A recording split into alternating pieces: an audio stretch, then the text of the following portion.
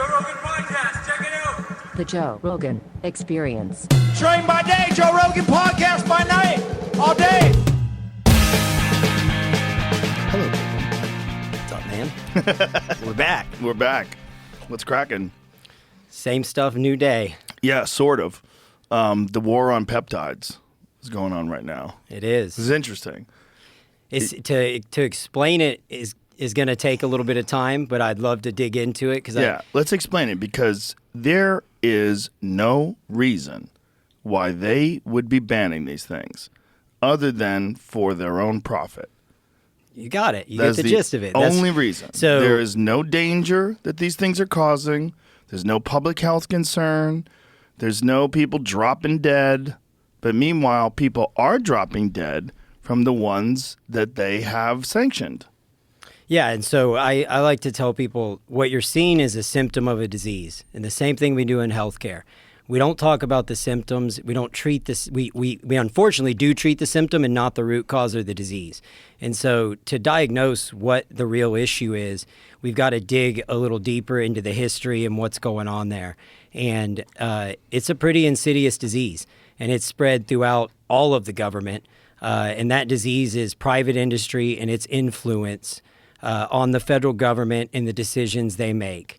And we're going to talk a little bit about large language models later in the future of what I think healthcare is. But one of the critiques of large language models is it's only as good as the data you put in. And I would argue that humanity is no different. It is only as good as the data that you put in.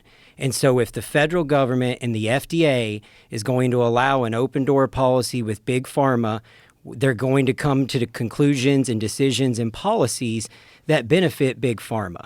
And so if we take a little walk through history, you'll see time and time again how this has happened. So I'm going to jump way back first, if you're good with this. So you go way back. There was a small little company that reached out to the Third Reich and said, hey, we need 150 participants for our clinical trial. The Nazi regime shipped 150 healthy Jewish women to this pharmaceutical company to test its products. Literally, within 6 months, there's letters back to the Third Reich from this pharmaceutical company saying, thank you so much for your cooperation. The women arrived in great health and working order. Unfortunately, none of them made it through the initial phases of our trial. They killed 150 women. We kindly request that you send us another 150 women. That little company became Bayer, which is now a mega pharmaceutical company. And I say that because, right, that was the 50s. It would have changed by now. That was forever ago, right? The world's a different place. We would never allow that today. Jump forward post-World War II. I talked about this on RFK's podcast. Eisenhower had that. Can I pause on that? You said it was the 50s. It couldn't have been the 50s. Well, the 40s, sorry. Okay. And so jump forward to, is there a way to turn the volume down on this? Yeah, there's a button or knob right there. There we go. So jump forward to Eisenhower's speech, his famous speech about the military-industrial complex. What a lot of people don't realize is there was a second half to that speech where Eisenhower warned the American people about the medical-industrial complex. He warned that if we allow private industry to control, monopolize, and profiteer off of health and healthcare, that they will silo innovation, stifle innovation, and capitalize and monetize innovation. And I would argue that's 100% what we've seen, and it's continuing. So, and the reason I want to walk the public through this is because to understand what's going on, you've got to see the history of how it's happened. So now you jump forward to the 80s. Okay, time and time again, when Big Pharma has had an opportunity to choose left or right, over and over again, they have chose profits over patient outcomes. So 1980s, Bayer launches a hemophilia drug. They inadvertently contaminate thousands of specimens with HIV. They know that they've contaminated specimens with HIV, this drug with HIV virus. What do? They have a decision, destroy all of it or ship it to the public anyway. They shipped it into third world countries, Africa and Asian markets, and infected 20,000 people with the HIV virus. What? This is the 80s when it was a death sentence. And so I say that to set the groundwork for why would they ban peptides? Look at this from this article. A division of the pharmaceutical company Bayer sold millions of dollars of blood clotting medicine for hemophiliacs, medicine that carried a high risk of transmitting AIDS to Asia and Latin America in the mid-1980s while selling a new, safer product in the West, according to documents obtained by the New York Times. Holy shit. And two, everything I referenced, Jamie, because this was something last time, I am going to mention a lot of controversial stuff. So I've listed reference after reference after reference on the Ways to Well website. Anything that I reference will be on there as well. But so jump forward, they infect all these people with HIV. Okay. In the 80s, compounding pharmacies and specialty pharmacies and generic manufacturers attempted to create HIV treatment options that were affordable for third world countries. Because at the time, it was like $14,000 a month for an HIV treatment to keep you alive. Nobody could afford that in those countries. So what happens? Does Big Pharma, in a market they can't sell, in a market they can't touch, in a market where they inadvertently infected, or I would say almost knowingly infected 20,000 people with HIV, they then lobby with the U.S. government, file and sue the shit out of all of these companies that were attempting to make cost-effective generics. It caught it up in litigation for 3 years before finally they bent to the will of the American people and the feedback of the public. There was outrage over this. And finally, after 3 years of litigation, Big Pharma said, basically, screw it.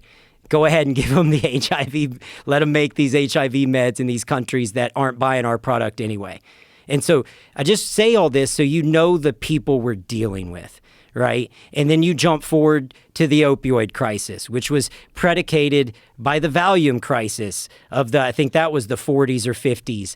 And so time and time again. And so how does the FDA come to these conclusions? It's because a majority of their funding comes from private industry, and a majority of their discussion, their talk track, their influence, their belief systems, and their thought processes are being influenced by these companies. So when we talk about peptides today in specific, there's over 7,000 peptides on the market, okay? What peptides didn't get banned? That answers the question in itself. The GLP-1 agonists, insulin, those aren't banned. Those are all patented peptides. These are peptides. These are short-chain amino acids found naturally in nature. They were patented for the dosage and delivery mechanism because you cannot patent a molecule. You can only patent the delivery mechanism and the dosage. And so the FDA allows all those peptides, but it's because Big Pharma is monetizing them and Big Pharma has their ear. And so we talked a little bit about this on the last podcast, and I didn't dig as deep because we didn't have as much time. We just burned so much time covering all of this crap. But one of the things I saw is it goes beyond the FDA.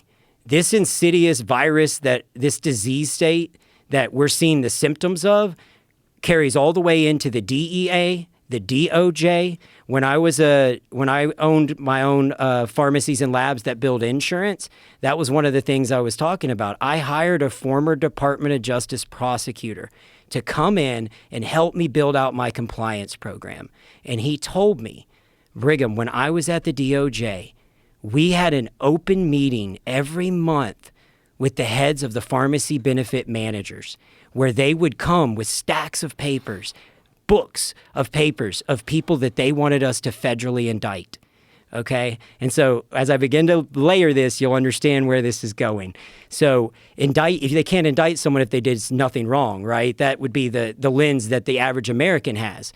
So let me explain.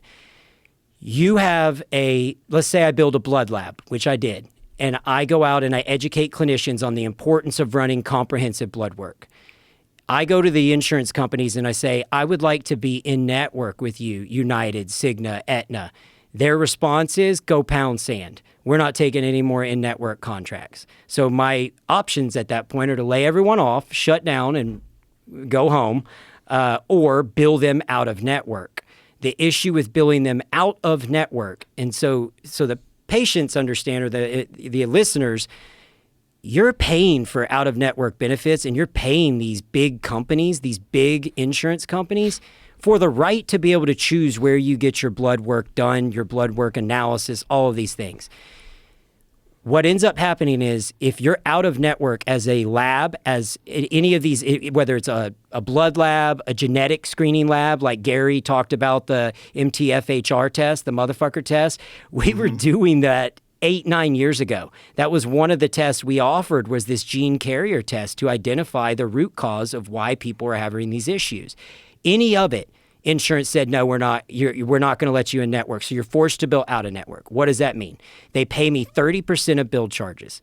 So if it costs me $300 and I need to make $350, I now have to basically bill the insurance $1,000 to get paid my $350. Are you following me? Yes. Okay. Now what the insurance companies do is they wait till I've billed them millions and millions of dollars. Then they go sit down at a desk with the Department of Justice and they say, look at this. This motherfucker billed us $1,000 a test on a test that should have been $350, right? And I'm not blaming the Department of Justice. They are acting upon the information that they are given, right? They are being fed bad information by bad players, and that leads to bad decisions. And at that point, if they bring forth a case on somebody, you're done. And so it's a terrifying space. And it's in every branch of the government. There's such a long reach of the ability to impress upon people so they're almost influencing decision making through enforcement rather than through legislation, right? So the checks and balances are being cut out from under the American people because there is no checks or balance. Jesus Does that make sense at all? And so this is what I explained again on RFK was, but if you didn't do anything wrong, you have nothing to worry about. When I started this, the head of the DOJ who I hired to help me with compliance, he told me there's two things that will get you in trouble with the Department of Justice: a lot of money and bad facts. So if you're a successful entrepreneur, you're going to generate a lot of money. And if you get on the wrong side of not a pharmacy benefit manager, of an insurance company, they're going to generate the bad facts. And now you're a target. And now you're on the Department of Justice target list. So doctors, it's beyond them being scared of getting kicked off contract to run these tests. It's beyond them being scared of the insurance companies cutting their reimbursements or not allowing them to participate in their plans. They're scared for their liberties and their freedoms. If they get on the wrong side of an insurance carrier, they're going to use the justice system as an attack dog to take you out. And this is the honest to God truth. I saw people who were innocent, who did nothing wrong, get federally indicted. And if you understand anything about that process, the more you know, the more fucking terrifying it is. It's terrifying, Joe, because as soon as they indict you, you're done in the court of public opinion, right? They release something in a way that makes it look like you're this terrible human. They skew the facts through the lens of the insurance companies. And so the insurance companies are essentially saying, hey, Department of Justice, we built the case for you. Here it is. Look, these guys billed us $3 million. They fraudulently billed us and ran up the cost of health care, and that's the path they take. And then once you're on their radar, you don't get to present your half of the case. So to get an indictment, all it takes is a prosecutor presenting to a jury of your peers, which in the state of Texas has an 8th grade literacy level, and they say, hey, these guys billed, United $5 million last year on lab tests that United say should have been, $800,000. Do you think there's enough info to dig deeper? That's all an indictment is. Yeah, there's enough info to dig deeper. That sounds like bad facts and a lot of money, right? But now it goes beyond that. 90+% of the time, once they've indicted you, they file for an asset seizure. And so if you're an orthopedic surgeon and you were invested in one of these models with labs, all of a sudden you get indicted, they seize your ability to defend yourself. All your bank accounts are cleared. They can seize your cars. They can take your assets. And it's terrifying. And I'm not saying this to say the DOJ is bad. I don't think they're bad at all. I think they're given bad information, and heretofore they act in accordance with the information they're given. And it's the same thing with the FDA. The FDA is acting in accordance with Merck is looking at over 200 peptides for patent. Okay, they're actively investigating over 200. Ibutamorin, which is on the ban list, just popped up. Phase 2 FDA trials with another pharmaceutical company. It's on the ban list, but it's in FDA trials now, so they can patent it and monetize it and have a monopoly on it. And what does it do? Ibutamorin is the one that helps stimulate growth hormone. People use it for weight loss and growth hormone production. It's a precursor. And it's a safe drug, but it's not even a drug. Again, it's a peptide. And so peptides are short chain amino acids. And the only reason I go down the path of the DOJ stuff is to just give the public the awareness of it's beyond the FDA. It's in all branches of the government, and bad info in equals bad decisions out. And so I think that this is, if you look at it from a different lens, I go, okay, when I try to sit in the seat of an FDA decision maker, I look at it and say, to play devil's advocate, it's one of two things. Do you think the peptide's dangerous?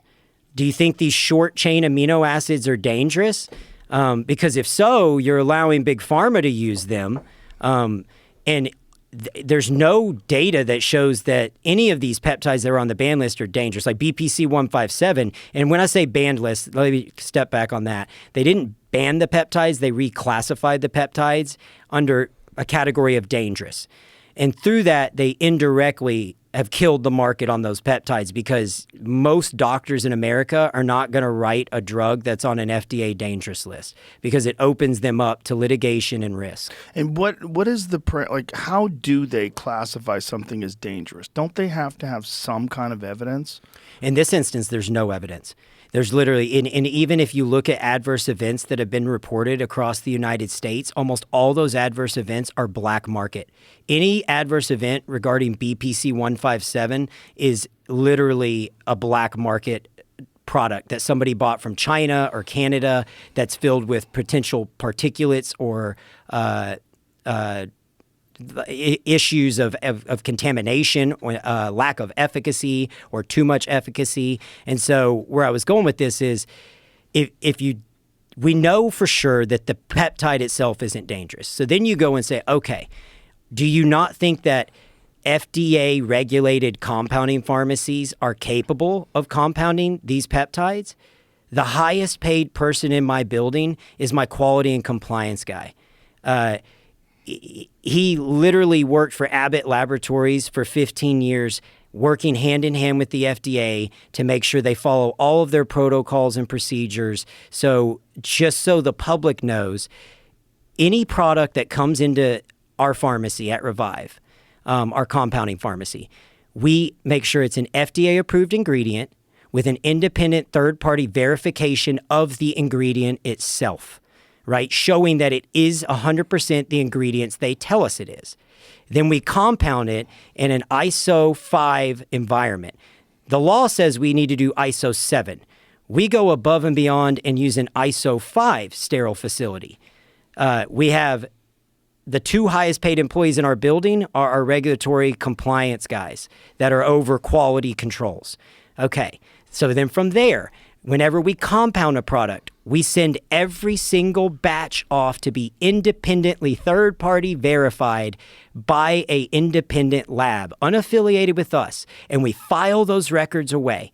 Everything is documented. Every aspect, from the chain of custody of the ingredient to the chain of custody of the drug to the delivery to the patient. All of that is documented. So it's either one, you're saying the peptide's dangerous, or two, you're saying compounding pharmacies are incapable of compounding drugs that aren't dangerous. And if that's the case, then why are you asking us to compound hundreds of drugs that are on FDA backorder lists? Because your buddies at Big Pharma aren't going to compound them because they don't make enough money. They don't generate enough revenue. So half the stuff that's on a crash cart used in the hospital system is made by mom and pop compounding pharmacies. It's like, So the safety is there, the efficacy is there, the sterility is there, and the peptide itself is safe. So I just go back to, I have to believe that you're acting upon bad information, and I want to give them the benefit of the doubt. And, my message is we've got to go meet with the FDA, and we've got to start having conversations, and we've got to represent small compounding pharmacies and the average American, because right now they're only hearing half the story. And that half of the story is Big Pharma banging on the desk and saying, hey, we want to patent these peptides. We're going to go through clinical trials. We're going to do it the right way, and we're going to do all these checks and balances. But it's like, we don't need you involved in supplements. Like, if you really look at it, it's essentially, again, I've said it, it's a short chain amino acid. It's not a drug. It's just bananas that it's that corrupt. Yeah. It really is.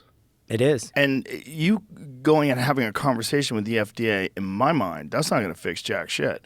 They're going to listen to you and they go, okay, yeah. Well, the other end is what's going to happen if they really, truly continue to regulate these things out of the marketplace is you're not going to regulate it. You're just going to shut down the people that follow the rules.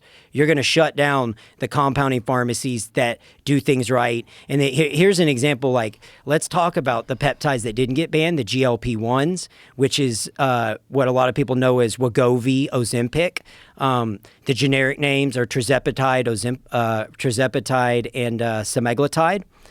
Weight loss drugs, GLP-1 agonists, those are not on the ban list because FDA has, or Big Pharma has patents on those. But they can't patent the molecule, right? They can only patent the dosage and the brand name. So compounding pharmacies throughout the country are compounding those products for pennies on the dollar at a different dosage. And then what happens is, and that's because these products are on an FDA backorder list, okay? This is the whole cycle of the ludicrousness of this situation. The FDA is saying, hey, there's not enough of this product to meet the demand of the American people. And if we really look at what those drugs are, they're not a weight loss drug. They're a diabetes medication. And we know that diabetes indirectly directly impacts poverty-stricken and minority communities disproportionately. And so when we compound these medications to meet the needs of the people who can't get those medications or maybe can't afford those medications because they're on an FDA backorder list and they're asking us to compound them, Big Pharma then turns around and sues compounding pharmacies throughout the country, then uses their long reach of PR firms to put it in the news, make it sound like you don't know what you're doing, like these compounding pharmacies are dangerous, they're not regulated, it's the Wild West out there in compounding pharmacies, there's no oversight, these aren't FDA-approved products. Bullshit. Absolute bullshit. Do you know how many times the FDA's been in my pharmacy in 18 months? Twice.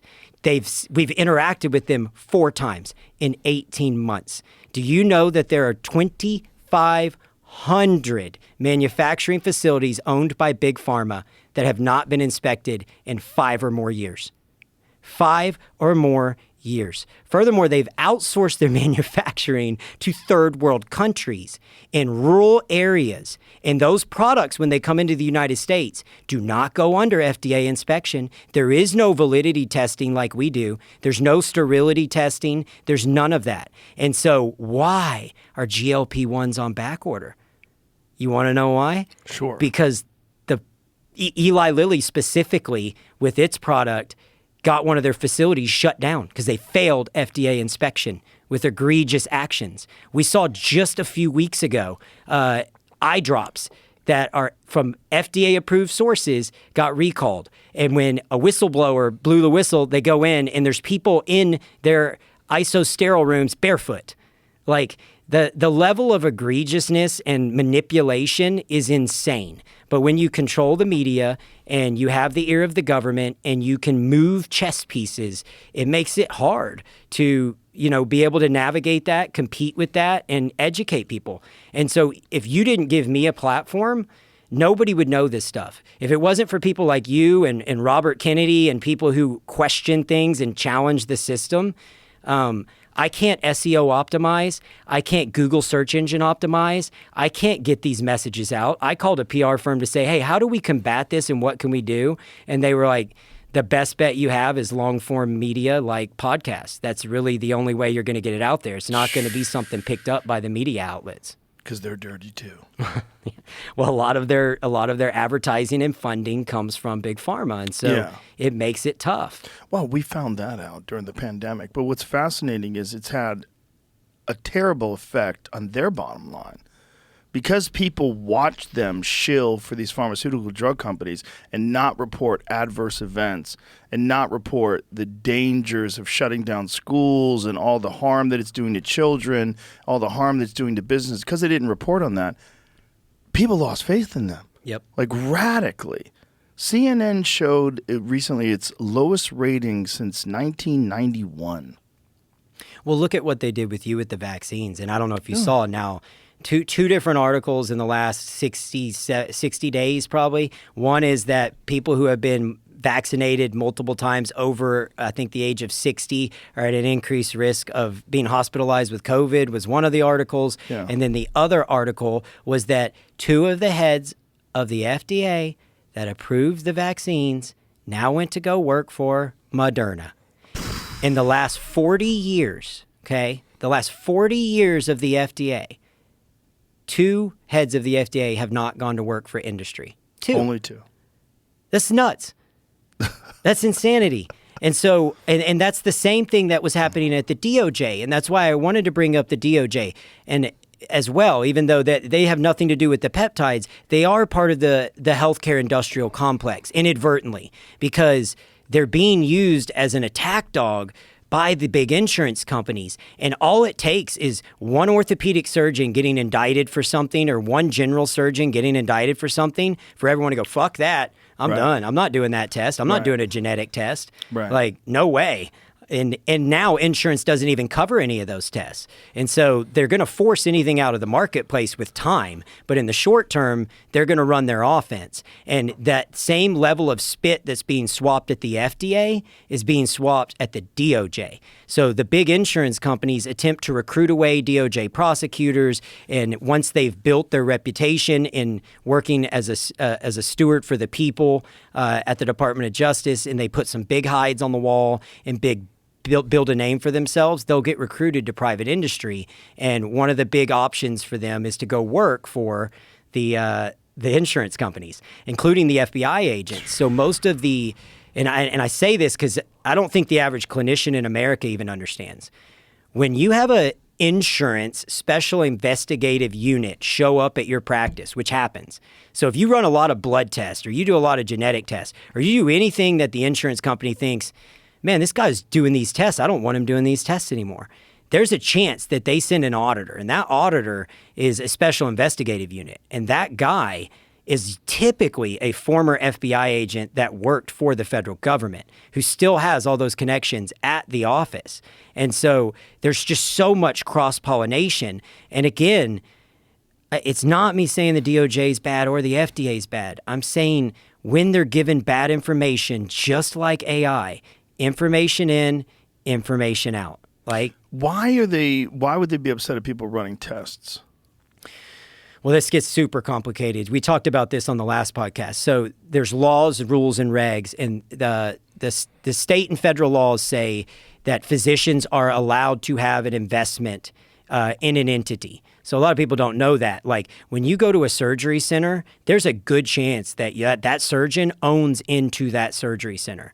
Okay, if you go to if you have a clinician like somebody from the mothership, they could not get their GLP-1 semaglutide, so they reached out to me and said, "Hey, can you get my dad semaglutide?" And I'm like, "Yeah, we make it at the pharmacy." The doctor wouldn't send to our pharmacy, and it's most likely because he had a relationship with another pharmacy, right? And so that physician may have been invested in that pharmacy, and as crazy as that sounds, the law says they can, as long as you don't pay them on the value or volume of their referral, they're allowed to have a passive interest. So think of it as you're investing in a stock, right? If I work at Abbott, I mean, if I'm a doctor and I prescribe a drug from Pfizer, I'm still allowed to invest in Pfizer stock, right? What I'm not allowed to do is receive direct remuneration in accordance with the value or volume of my referral.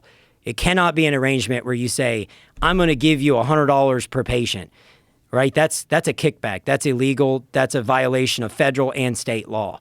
However, if there is an bona fide investment opportunity and 100 clinicians buy into a hospital and then they operate at that hospital, the law says they're allowed to own into that hospital and own up to 40% of that hospital. And so, again, I always like to give both sides of the story, and I said this on the last podcast.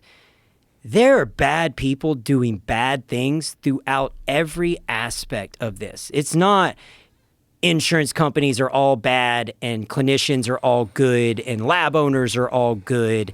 There is egregious stuff happening at all levels. And there are indictments that the Department of Justice bring forth that are 100% justified. No arguments there. But oftentimes, the baby gets thrown out with the bathwater. And oftentimes, the insurance companies are able to skew facts in a way that put innocent people in bad positions.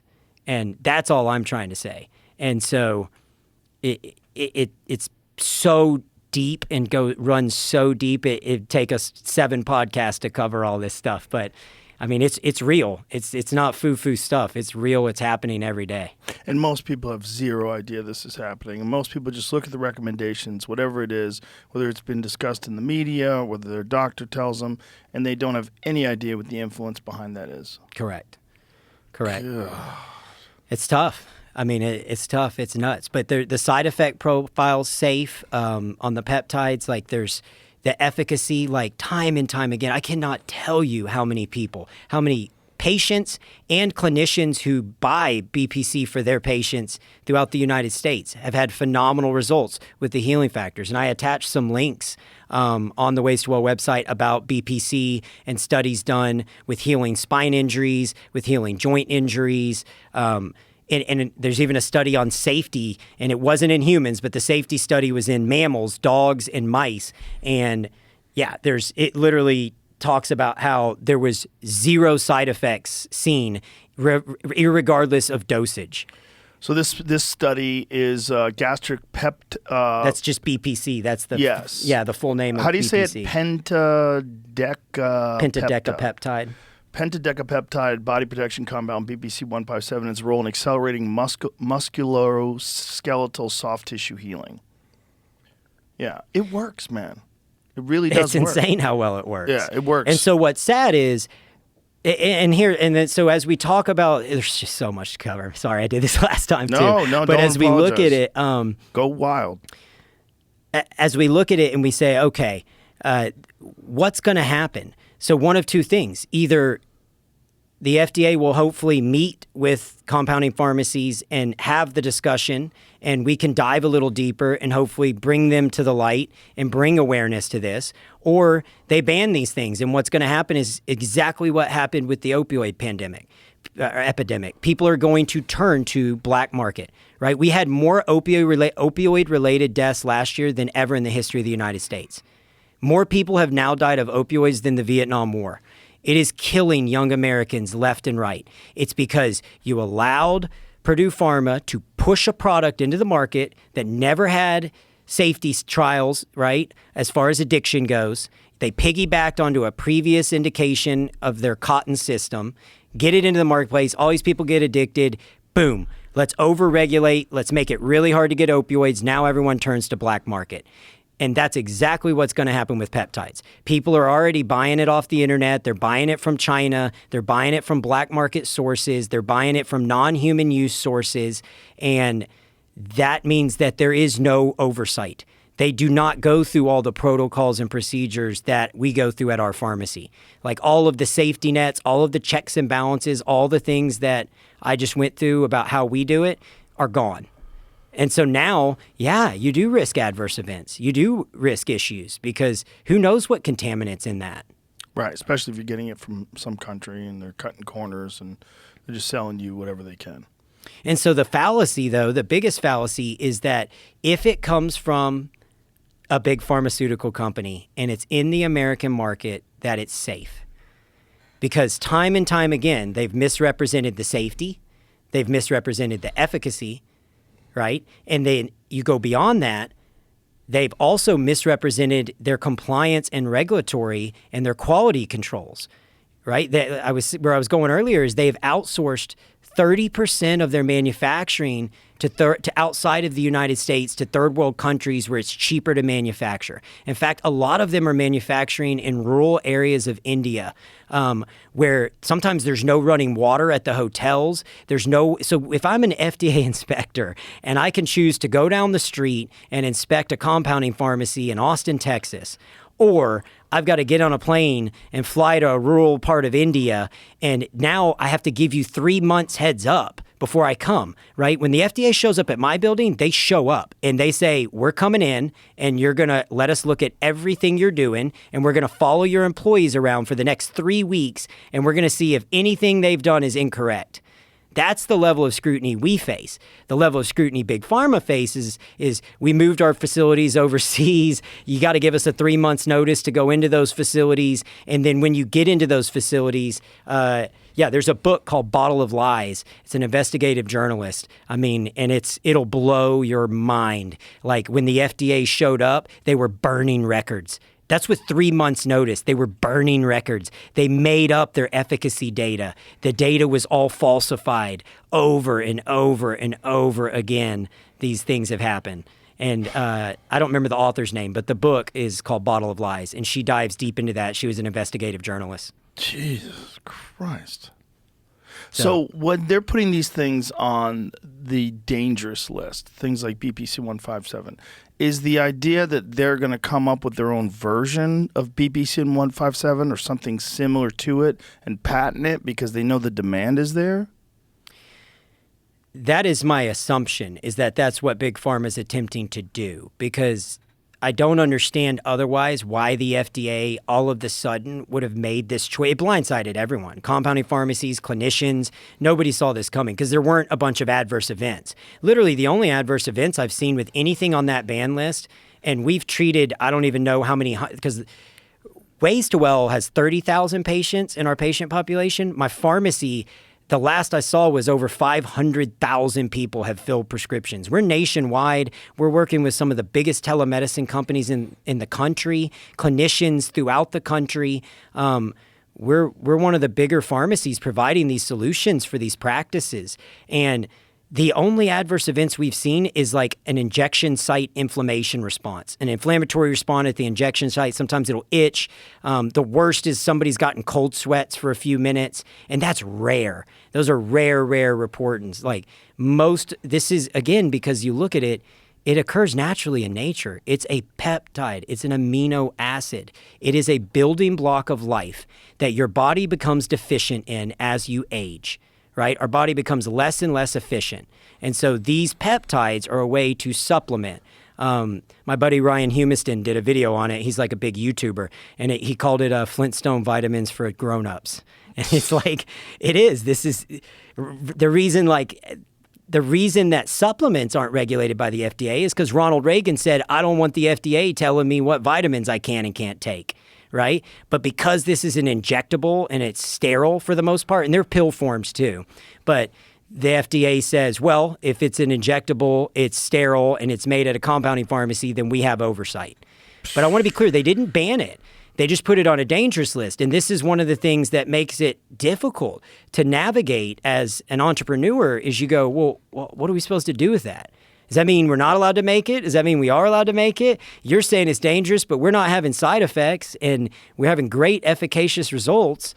It just makes it tough. Insane that they can put something on a dangerous list with no evidence. Yeah, I know. That's wild. I know. I mean, it just seems like clear-cut corruption. Yeah. And because of the power of the insurance companies and the power of the pharmaceutical drug companies. Well, and then where I get frustrated is I've been to Oz, Joe. I've been behind the fucking curtain. I know. I was a device rep. I was a drug rep. I stood in surgeries from dusk till dawn watching products that have never had human safety trials go into the body time and time again. When people think that going into an orthopedic surgery or going into a general surgery or going into an OB-GYN surgery, you make the assumption that all these products have been through human safety studies and all this stuff. And I talked about this on our last podcast too, but over 90% of the products that are in the operating room never went through human safety studies.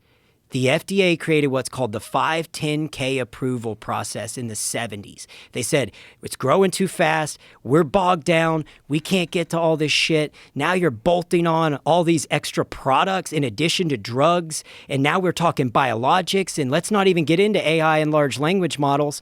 You know, to their credit, they're doing their best to navigate a really tough space with a lot of different stuff coming at them. And so they created a loophole. And the premise was less than 10% of the products would come through this channel to get into the operating room. Jump forward to today, and 92% of the products in the operating room came in through the 510K approval process. And what is that process? What it says is, if you can show something in like kind is already in the operating room, then you can do what's called a daisy chain. So imagine iPhone 1 versus the new iPhone, right? That's what we're talking about here. Imagine Henry Ford's car versus Elon Musk's Cybertruck. That's the difference, and it's moving at a breakneck speed. And it's shocking that there's not more adverse events, but we also know that less than 2% of adverse events get reported.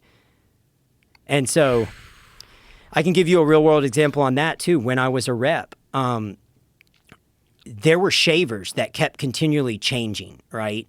And it's a blade that goes in the shoulder, and they'd clean up your shoulder and cut out tissue. That tissue has to get sucked through a cannulated component of the shaver handpiece and pumped into a vacuum and disposed of and discarded of the bad tissue, the tissue that you wanted to extrapolate. As the technology changed and the shaver handpieces got smaller and smaller, a lot of these companies didn't update their packaging inserts. And so they didn't update their sterile processing procedures. And so what happened is tissue began to gunk up in handpieces. And this was not unique to one company. I'm not going to say the company's names, and I'm not going to name the hospitals. But there's a company that took the fall for it. But in reality, I was the rep, and I went in and helped that hospital figure out what was going on. And I took a camera and I scoped every cannulated piece of equipment that I could find. All of it had tissue in it. Gunked up tissue from previous surgeries in that. And so when you take this product from one surgery to the next surgery to the next surgery, we know that certain bacteria are extremophiles. They can handle, so they autoclave it. And all that is to purify it. It's called clean dirt, right? The debate at the time was, is there a such thing as clean dirt? If we run it through a sterile processing machine and we cook it at thousands and thousands of degrees, nothing can survive that, right? No, bacteria is an extremophile. It can fucking make it from outer space on a meteorite and crash onto Earth, you know? Like, these are some of the most resilient life forms in the history of existence. Well, prions, the things that cause mad cow disease, you could cook them at thousands of degrees and they stay alive. Well, and this is where it gets even scarier. So whether we're talking about, like with stem cells, one of the big things that's happened is when they throw out adverse events, even with the stem cells or biologics products, almost all of those adverse events have nothing to do with the product and everything to do with the chain of command. So look at how rigorous the chain of command is on me as a compounding pharmacy. I told you, step by step by step, check, balance, check, balance, check, balance. None of that exists in big medical. None of it. I was a device rep with shavers, pumps, equipment, implants in my trunk of my car in 110-degree weather. It wasn't just me. Every rep carries product called trunk stock. Drug reps carry product called trunk stock. They put drugs in the trunk of their car and drive around and give them to clinicians to use for samples. But those products aren't being climate controlled in the way they're supposed to be. There's no chain of command. There's no chain of custody. They're not following any of those protocols. And even the storage facilities that almost all of these implant companies are using and device companies, they're not paying for climate-controlled storage typically. They're sticking them in a storage shed, and then a month later, that product's going into surgery. And so I'll give you another crazy, and I'm saying all this not to bash one company or bash anybody in particular. It's just the truth, Joe. It's the fucking truth. And when the FDA says we're worried about safety on a peptide that's a naturally occurring amino acid, I call bullshit. Because I go, then where were you when all this other stuff was happening? I was in a surgery at the Houston Zoo where I watched a shaver handpiece being used on a tiger, and it had green tape wrapped around it. Okay? And I thought, oh, that's interesting. It had green tape. Jump forward 2 months later, I'm in a human surgery, and I see a shaver handpiece with green tape. And I thought, man, that's wild. It can't be. So I checked the serial number, same damn serial number that was in that tiger surgery. What? Same serial number. At the time, what was happening is if a loaner went out, it would go out to a animal surgery, veterinary clinic. There's no way to differentiate, right? So a count number is an account number, right? And so they ship out a loaner, and they would use that, and then they'd ship it back. But okay, but they're going to process it, clean it, sterilize it. You never should be doing that in the first place. But I've already told you now how the packaging inserts don't explain properly how to clean out these instruments. And it's not one company. It's not one product. It's thousands of products. So a human patient could have been potentially contaminated with bacteria from a tiger. 100%. 100%. You never, like... And so I just say this because when they're throwing stones or people are like, peptides are dangerous or stem cells are dangerous, it's like, this is nature, and the rules and the regs and the restrictions and the safety nets and the protocols and the chain of custody and the hoops that we jump through. Like, let's go to the cellular options. Whether we get a biologic, whether cellular or acellular, okay? When it ships out, they say what time it shipped. It ships on dry ice, stored at frigid temperatures. When it arrives, we have to sign for it, and then we immediately unbox it and load it into a cryo freezer and document each lot number, what time we put it in the freezer, and within 30 days, if we don't use that product, we discard it. Even though there's nothing that says it's not viable or it's not going to be as good, that's the protocol, because we're going to go above and beyond and follow the most rigid safety protocols. And that does not happen in traditional medicine. The average American is assuming that if they go into surgery, that's safe. But these stem cells, man, ooh, who knows about that? That could be dangerous. And the truth is, everything's risk reward. It's all risk reward. Jesus Christ. It's just so gunked up. It's just so corrupt that it feels helpless when you're discussing this. 'Cause like, there's this feeling that the more you dive into this and the more you describe things and the deeper you expose the corruption, the more it's so confusing because it doesn't seem like there's a way out. Well, and you asked me last time, you were trying to ask me to articulate how I started Ways to Well, how I started Revive. And we spent 3 fucking hours going through all this. Yeah. The truth of the matter is, I saw a problem. I tried to come up with a solution. And that's all I've been doing over and over again. Problem. There's an opioid epidemic. It killed my brother. Solution. Non-addictive, non-abusive treatment modalities to heal and help with pain. So I start a pharmacy. Insurance says, nah, we're not going to cover it. Right? We'll just put them on an opioid. Okay. Problem. Now I have to figure out how to make these products cost-effective enough to be able to sell them to the average American, the average Joe, not the affluent. Everybody needs to be able to afford these treatments. So I built a 503A sterile pharmacy, and we began to make products that were in the gaps. Anything I saw that insurance didn't cover, wouldn't cover, was egregiously price gouging patients on, is what we would make at our compounding pharmacy. So then we start Ways to Well. Can you give me examples of those products? Like what products? Yeah. So, I mean, peptides fall into that chain. Big Pharma wasn't making peptides, but now that the market took off on peptides, Big Pharma is trying to cannibalize peptides and get into that space more and more. Like I said, Merck's looking at over 200 peptides right now. Testosterone therapy. Right? When a lot of times when people say, hey, if it worked, everyone would use it in traditional medicine. No. It took 75 years of dogma and confusion for testosterone to pull itself out of the doldrums of the dungeons to be utilized daily as a go-to resource for aging men. And the only reason testosterone made it out was because one guy had the balls to test it. No pun intended, but it was Dr. Morgenthaler, a urologist, famous urologist, said this was prior to Viagra. He said, I've got to do something for these guys who have erectile dysfunction. I don't have an option. And he began using testosterone. And then his colleagues said, well, hold on a second. That's going to cause prostate cancer. And then he began to analyze his patient population and see that it wasn't increasing prostate cancer in his patient population. So then he went back and did a retrospective study all the way back to the 1930s, where we found out that the original study that created that dogma, that maintained its status for over 75 fucking years, was total bullshit. It was a patient population of 3. 2 guys dropped out of the study. 1 guy had levels that went up and down on his prostate levels, and it was all debunked. And now it's proven time and time again, if testosterone was increasing prostate cancer, we would have seen a huge spike in prostate cancer. What we're seeing is about 14% of men develop prostate cancer. And so as we walk through... What do they think the reason for that is? For what? Why do 14% of men develop prostate cancer? Well, 14% of men in general patient population develop prostate cancer. General. Thank you for clarifying that. Right. Yeah, not population. Correct. And so the thought was, if we increase certain levels, that we would increase the risk of prostate cancer. And so the challenge becomes, if you really go back and you look at the study, the guy who stayed in the study was chemically castrated. He had a testosterone level of 50 nanograms per deciliter, which is considered chemically castrated, so non-existent.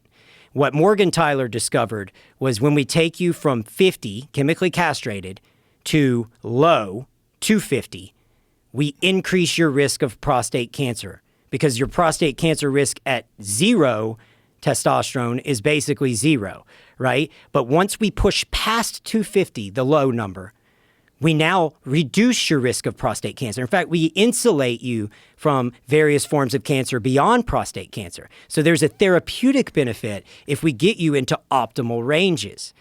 And it's called the saturation model. So think of it like this. You can only water a plant so much, right? Once that plant has water, it's not going to absorb any more water. The testosterone can only bind to a certain amount of receptors. Once those receptors are binded, then there's no continual upside risk. And then you get the benefits of testosterone that begin to reduce those risks of cancer. But today in primary care, you will still have doctors who quote a study that's been debunked 100 times. Oh. And that there's this dogma that exists over and over again in healthcare where it's like the data's there, the research is there, the info's there, but the system itself isn't allowing for it. And so when we look at that, I talked about this on the last, when we talk about insurance companies and pharmacy benefit managers, every drug on the market that is covered by insurance is controlled by a pharmacy benefit manager. And those pharmacy benefit managers prioritize drugs and their classifications not based off efficacy, based off profits, right? And so they are monetizing those drugs through rebates with the big insurance companies. So insulin's a prime example. The Senate House committee did a study on insulin where they found like the price of insulin was $284 a vial. Do you know how much made it back to the pharmaceutical company that was making that insulin? Less than $40. Where the hell did all that extra money go? It went to the pharmacy benefit managers and the insurance companies through rebates. And so this is the whole other area of healthcare that people aren't understanding, and I tried to explain it on the last podcast. I know we dove deep into it, but it is a crucial component for people to get their head around what's happening. So insurance companies, so many people say, well, I have health insurance, right? That drug isn't covered by my health insurance, so it must be bullshit.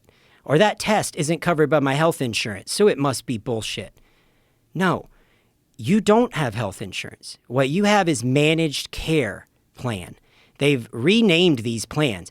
It isn't health insurance, it's a managed care plan. And what do I mean by that? They're managing your medications, your treatment options, and they're monetizing your disease state. They make money on every step of the way. And since the last time we spoke, a new one came out. Ohio, the state of Ohio, they realized that over 200 pharmacies had gone out of business. The pharmacies were saying we're getting paid less and less, but yet the government was paying more and more. Why? How? Where was that money coming from? Where was it going?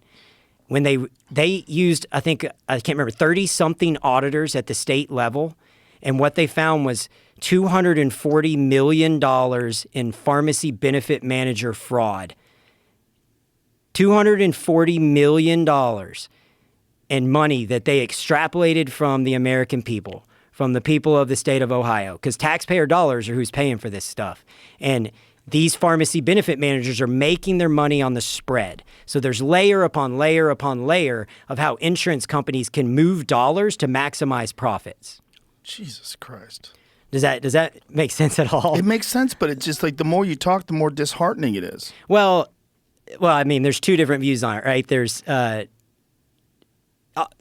optimists are usually successful and pessimists are usually right. I am very optimistic about the future of medicine. I'm very optimistic through large language models, cash pay model. I didn't want to get into that without first setting the tone for the listeners on how we're here. Why did we go to cash pay? Why is Ways to Well not in the insurance model? Why is Revive not in the insurance model? Because the insurance model no longer exists. That model is meant to monetize your disease, right? So Gary talked about this. You come in. Let's say I come in, and I'm going to give you a perfect example. I'm a mom. I'm stressed. I have anxiety. I'm not sleeping at night. I go to my primary care. That primary care has 6 minutes with me. It's not their fault. They're doing their best to navigate a shit system. They write me an Ambien and an antidepressant or an anti-anxiety, and they push me out the door. And that's their go-to treatment because that's the tool in their tool belt. The difference is if somebody were to come in the door of Ways to Well or any of these cash pay clinics, I don't even want to make it about Ways to Well. There are hundreds of phenomenal clinics across the country. Peter Attia is a prime example. He's going to take the time to ask the question, to do the deep dive, to peel back the layers to the onion. Rather than treating the symptom, you're going to uncover the root cause. And so what did you do to assess that individual, right? If it was us, we would do a comprehensive blood panel. We would identify, is there a hormonal imbalance or any sort of imbalance in their biomarkers? Not going to happen in the insurance model. Because of what I was telling you. The doctors are scared. They're scared of getting kicked off the insurance. They're scared of ending up on a DOJ desk because the data's being skewed, the info's being skewed, all of it. It's one half of the narrative. So that's one reason they won't do it. So that's the biomarker test, okay? Let's look at the other thing we would do. We would run an EEG to assess if you have insomnia, anxiety, depression, all of these things. Another way to dig into the root cause separate from biomarkers is an EEG, to run a brainwave test that tells us, is your brain neurons firing at the posterior of your brain to the prefrontal cortex of your brain? And if you're losing data from the posterior to the prefrontal cortex, what you find is people with depression, with anxiety, with all these things, they're losing 40 to 50% of that neuropathic firing from the rear of their brain to the front of their brain. And this is a simple $200 test, okay? Then you go to what Gary brought up. You can do a methylfolate detoxification test, MTFHR, the motherfucker test is what they call it. And it's a gene carrier test. 40% of people in America suffer from that gene, right? There's 4 other genes that are part of that test that we do. Any one of those genes can change the way your body processes and detoxifies. They're never going to do that. That isn't covered by insurance. You could do a pharmacogenetic test to see if that individual is even capable of metabolizing the treatment that you're writing them.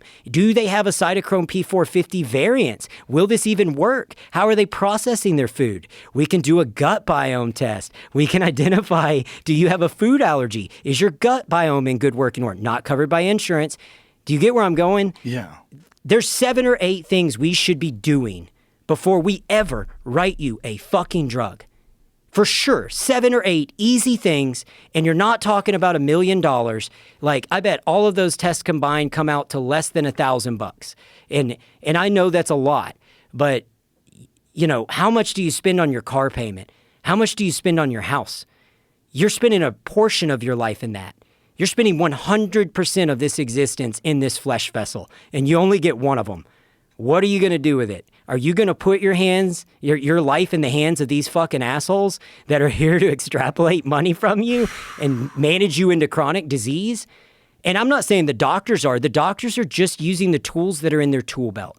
They're using the data and the tools that are in their tool belt. And that's all they know how to do. And they don't have the time, and they're stressed, and they're overworked, and they're tired, and they're just trying to make it. And they're beat down. These people are beat down. And how many of these doctors even know about these tests?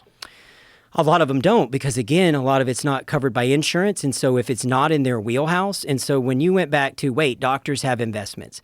When I owned a blood lab, one of the things I learned is that clinician's so busy. If there's not a carrot at the end of the stick to have the conversation, to do the deep dive, to explain to them the methodology and the clinical protocols and the why, they're not going to mess with it, because they're just, again, trying to make it through the day. And so those were pathways to be able to educate a clinician and give them some insight into why they should be doing these tests clinically. But yeah, even today, like if you talk about cellular therapies, if you talk about peptides, most primary care clinicians in this country have no idea about peptides. Or they'll say it's bullshit, or they say they don't work. And they'll say the same thing with cellular therapy. You can't get stem cells in the United States. You can't get that. It's just this dogma that has created a misconception. Infrared, that's another example. You and I were talking about infrared beds and red light therapy. It is viewed by a lot of the doctors in this healthcare system, and I say healthcare loosely, it's sick care, as pseudoscience, bullshit, chiropractic stuff. But if you look, infrared and these technologies, photo light therapy has been used since 1903, 1905. The guy won a Nobel Prize. Huberman does a 2-hour breakdown on this stuff. Infrared is not bullshit. There are over 60 studies that show infrared works. There was a study done in Europe that showed infrared improved vision in people over the age of 40. Like using 3 minutes of infrared 3 days a week returned vision and eyesight. There's nothing that has done that. And so infrared has done that and has helped people with degenerative eye disease, like as your eyes begin to degenerate. And how does it do it? We even know the science behind it. It literally, when you're taking NAD drips and you're doing all this stuff, you're doing it to try and get your cells to produce more ATP. Because as we age, our production of ATP decline. And ATP is the energy source of a cell. And our eyes have a limited amount of ATP, but they require a massive amount of energy. And so as we age and our ATP declines, our cells are incapable of having the amount of energy required to maintain great eyesight. And so through infrared, through NAD treatments, through NMN, through all of these various modalities that are not being utilized in traditional medicine, you can make a difference. Aren't they trying to ban NMN as well? Yeah.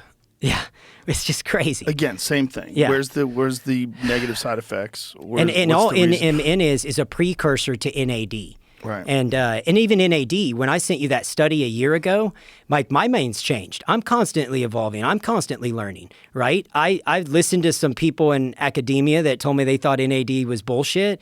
And I can tell you, I have a friend who is diagnosed with MS, who's one of my best friends in the world, and he is on a treatment that costs $14,000 a month from the insurance companies and wasn't getting good results. And we started doing weekly NAD and BPC 157, and he swears. And again, this is anecdotal. I'm not saying that this is going to cure MS. That's not at all. He has gotten better results and has felt better over the last 8 months than he ever felt on that $14,000 a month medication. Wow. So for them to understand it, we would have, and that's why it's like, so to be able to use these treatment modalities, you almost have to go cash pay. And then what I'm trying to figure out is, how do we bring this to the masses? How do we bring longevity-based, predictive, proactive, personalized medicine to the masses? How do we bring this precision approach to everybody? And that's where I think large language models are going to change the game. They're going to change the world. I sent you Alan the other day, the little alien. That's I don't like his voice. Yeah. Well, he's a beta, so we're working on getting him all worked out. He looks like a beta. Yeah. So, but that's see, that feedback's amazing, because when I talk about personalized, I'm just kidding. It's not real feedback. But for me, this is my thought on it. Yeah. Part of being personalized goes above and beyond personalizing treatments with peptides and all these different things to personalizing the patient experience. Some people want to call their clinician at 2 a.m. I can't tell you how many days I wake up and somebody who went through the program messages me asking a clinical question, and I've got to bug the clinician, and I've got 30 of those, right? Or the clinician gets an inbox filled with questions. The future of medicine is large language models will manage all of that. That Alan will be able to assess your medical record. He'll be able to read your MRI. He'll be able to read your DEXA. He'll be able to read your VO2 max. He'll be able to assess your all-cause mortality risk. He'll be able to tie into your wearables, tie into your REM sleep, monitor your heart rate variability. That's proactive predictive medicine. We're going to know what date you started testosterone, what date you started a peptide, what date we began to see improvement on all of your biomarkers. Or if we don't see improvement, we're going to know in advance that this isn't a good medicine for you. This isn't a good treatment for you. And so traditional medicine is not going to do these things. It's never going to happen. Can you explain when you're saying large language models? You're talking about artificial intelligence. Yeah, well, so the really smart guys like Lex would say, well, large language models are just assessing massive amounts of data and guessing the next word, right? And so ChatGPT is a large language model. They don't consider it AI. But isn't the speculation one of the reasons why they think Sam Altman was pushed out is that ChatGPT has acquired artificial general intelligence in the newest models? That is what I've heard from my AI guys as well. So I was told that he has a fiduciary duty to the board to disclose if the ChatGPT makes a leap, is what they call it. Mm-hmm. And it made a leap. And then I guess they continued forward without reporting it to the board. But again, this is all hearsay. I don't know. I don't have any line of sight into that. But my buddies in AI have told me that. Repeatedly hearing this. Yeah, that was the same thing I heard. Which is very scary. Which is interesting, because I will say this. The scary side is like, when you start messing with these large language models, there are behaviors that they do that aren't programmed behaviors, right? And I've got a small monkey brain. I can't tell you, like, it's a little odd to me, a little intimidating. You're like, man, that's wild. An example is like with Alan, even when I was pressing him and asking different questions and cutting him off, he hesitated. He was like, and held his hand up. And I'm like, that's weird. And the AI guys were saying this is an example of like things that the large language model is kind of like improving on its own that wouldn't be like a programmed behavior.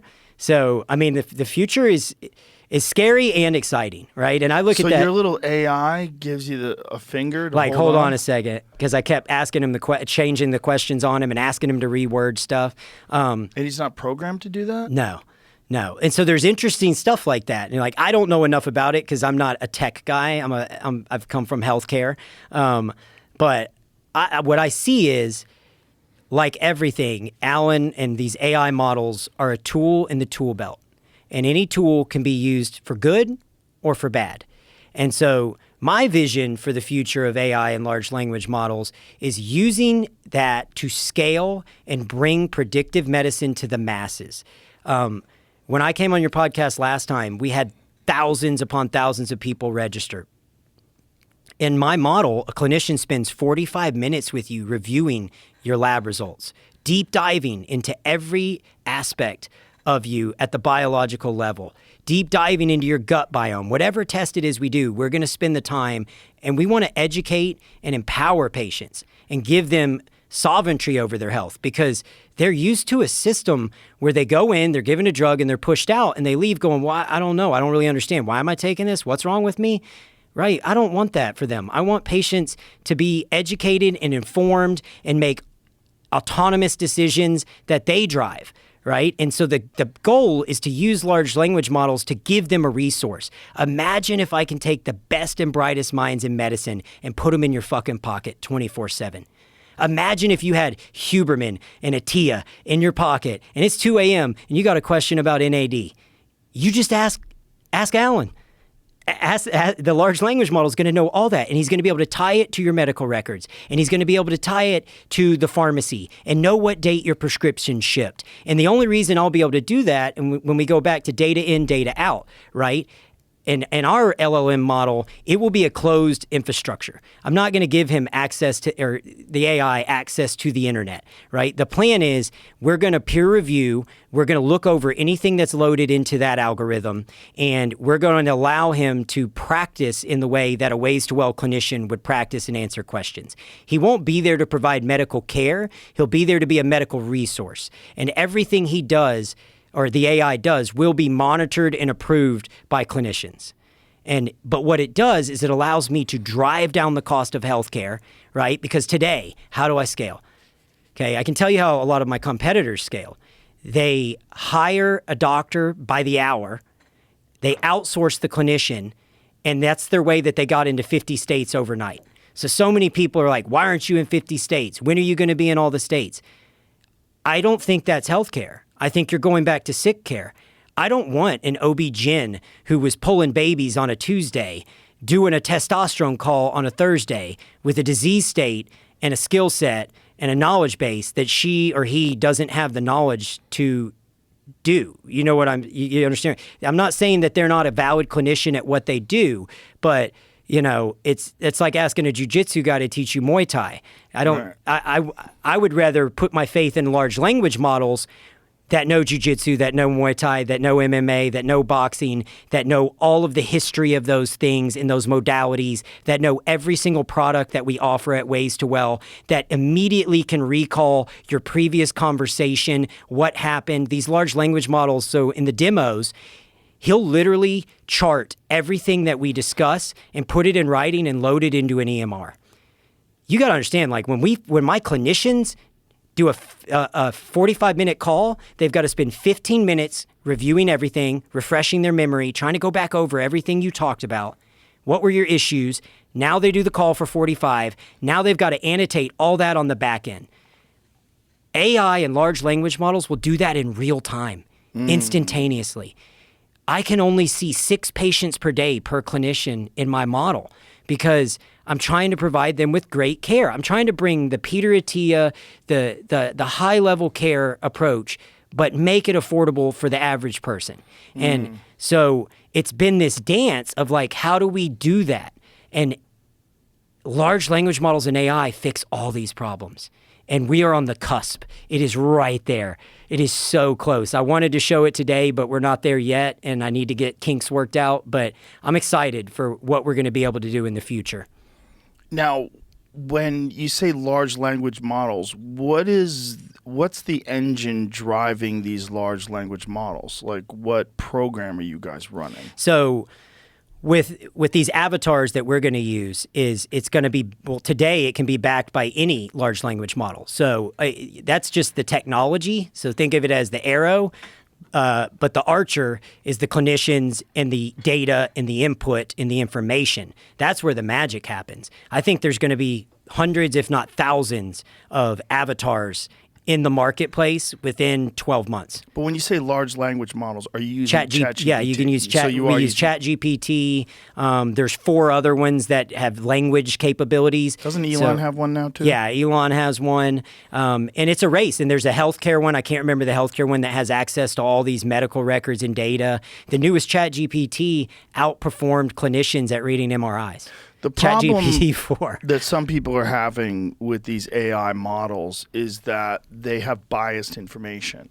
Correct. You know, like if you ask them questions about certain things, they will not answer you, or they will not, mock Joe Biden, or they will not praise Donald Trump, like those kind of things, where you're getting political or ideological influence. How do you keep that from happening? I think so the article that I alluded to earlier, Google has no moat. this article was basically saying it doesn't matter what large language model you have because it's only going to act in accordance with the data. And if every large language model has the same accessibility to the same data, then how are you going to differentiate your large language model? Right? And if everyone puts the same restrictions and requirements on these large language models, how will it differentiate? Where I'm going with this is ours would be a closed infrastructure. It wouldn't reach out to the internet to get an answer. Any data that we put into our large language model will be approved and peer reviewed by our team of clinicians. So today I have brilliant people on my team. I have Dr. Grant, a board certified urologist. I have Dustin Loveland, an orthopedic surgeon trained under Jimmy Andrews, one of the godfathers of orthopedic surgery. I have Ian White, PhD from the Ansari Stem Cell Institute, 22 years at the bench, right? And I'm reaching out to thought leaders in their field and in academia throughout the country and saying, hey, do you want to help me do something cool? Do you want to come change the game? We're here. Let's do it. Let's get proactive and predictive, and let's help people drive their health journey. Let's give them this resource. And so this tool wouldn't be to talk about politics or to crack jokes with your friend. Our tool would be used to assess large amounts of data, which is what this thing is phenomenal at. It's going to, like I said before, tie into your electronic medical records, review your last consult, be able to read your blood report because it's all analytics driven. Everything is algorithm driven. And so almost all the reports and all of the decision trees that primary care clinicians and even a Ways to Well clinician makes are essentially algorithms. And the more data we can give the large language model, the better decisions it can make. And so I'm envisioning there's a day where large language models potentially, take over a lot of the heavy lifting that primary cares and internal medicine doctors do today. Wow. But think about it's very promising. That gives me hope. Well, that's where I think there's an optimistic side to as long as the FDA this. doesn't lock you up. Well, it's true. But are you worried about that? About the FDA? About someone? Yeah, no, I am. I was very nervous on the last call. I don't want to pick a fight with the federal government. That's just not a fight, that I'm willing to take on. And that's partially why I got out of the insurance model. I described it this way. Joe, it was one of the worst years of my life, man. I lost my brother. I built this company. I had 156 employees. We were days away from selling this thing, the previous company, for over $30 million. And I was the sole owner. And literally days before, insurance cut all of it out from under us, quit reimbursing everything, got rid of all the genetics testing, all of any compounded medication, any of it gone overnight. I had to look 150 fucking people in the eye and say I came up short. Right at Christmas time. Lay off all these people. I paid them all out 3 months severance. And this was 4 or 5 years ago. And prior to Ways to Well, and I just thought, I'm not ever doing this again. I can't build a model that is in an ecosystem that is controlled by greed and corruption. And so my hope was to build a life raft with Ways to Well and Revive. And I build it, and we get all this momentum. Patients are ecstatic. The average Ways to Well person refers me 1.5 patients. I mean, it's a cash model. These are people spending their hard-earned money. The way this works is if it didn't work, I'd be fucking fired. They're not going to spend their paycheck for something that doesn't work. But look at all the people you've referred me. Everyone, for the most part, is ecstatic. Well, I could talk about it personally. Your treatments have helped me tremendously. There's been like that MCL tear that I had on my left knee that just kept fucking with me. That doesn't exist. I just did rounds on the back, dude. Yeah. It doesn't affect me at all anymore. I mean, stem cells, whether it's mesenchymal stem cells, BPC 157 peptides, all these different modalities, all these different tools that you use, they fucking work. Yeah. They 100% work. I'm 56 years old. I mean, I'm supposed to be like an aging, falling apart person. Most people that hit my age, I mean, I'm not even middle-aged. I'm past the border, Yeah. like middle-aged. What am I going to live to 112? I mean, some people, I guess, have done it, but it's pretty rare, right? But that's if you start talking about driving longevity and driving human lifespan, you start by driving health span. Yes. And in order to drive health span, we've got to take a look under the hood. And so this is where I was going earlier with the insurance stuff. You've got to start thinking of your insurance, your health insurance, as managed care. They are there to manage chronic disease, maximize profits. Right. Okay, what do I mean by that? Think of it like car insurance. Your car insurance is there when you wreck the car. Your car insurance is not there to rotate the tires, change the oil, and maintain the car. Dana White had an amazing quote, "I will never go to a fucking primary care again in this country." And he articulated it without even knowing he's articulating it. And he's not even a healthcare guy. And Dana saw it.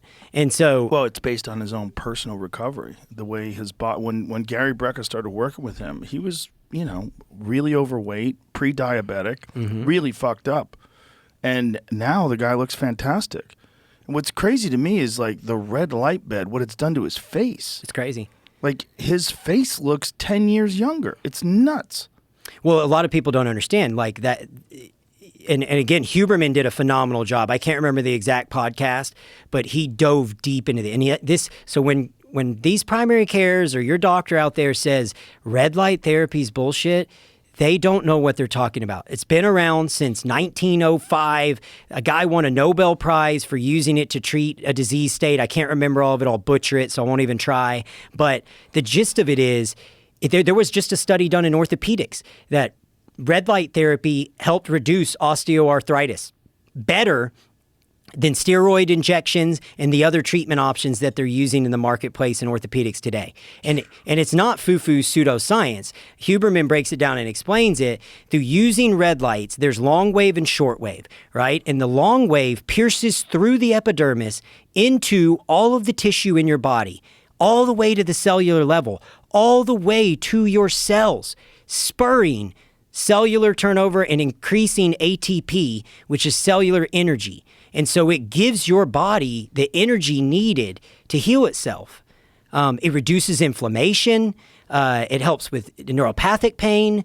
It helps with skin tone, skin complexion. It helps with eyesight. But again, these are all things that typically aren't talked about in traditional medicine. Well, like I said, I know it works. I know it works because I'm a part of it. Yeah. And what's fascinating is the ability to maintain, because everyone's worried about getting old and getting decrepit.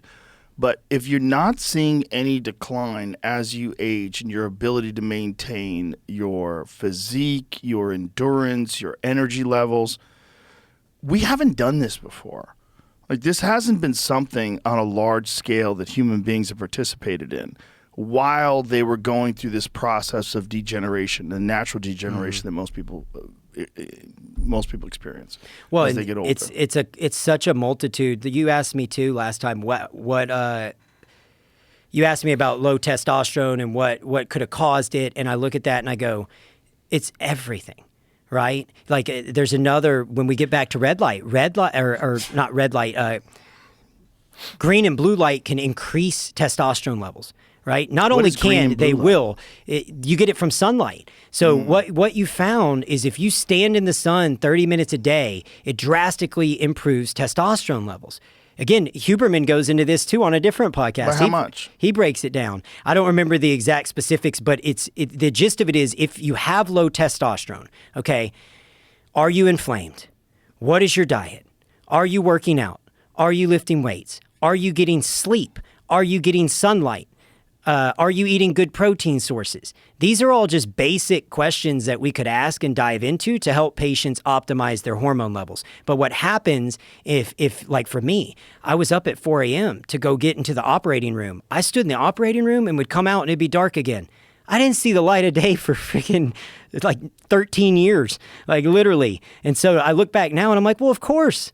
Because what happens is if you don't get sunlight, your body upregulates melatonin. And melatonin reduces testicular function and drives down testosterone.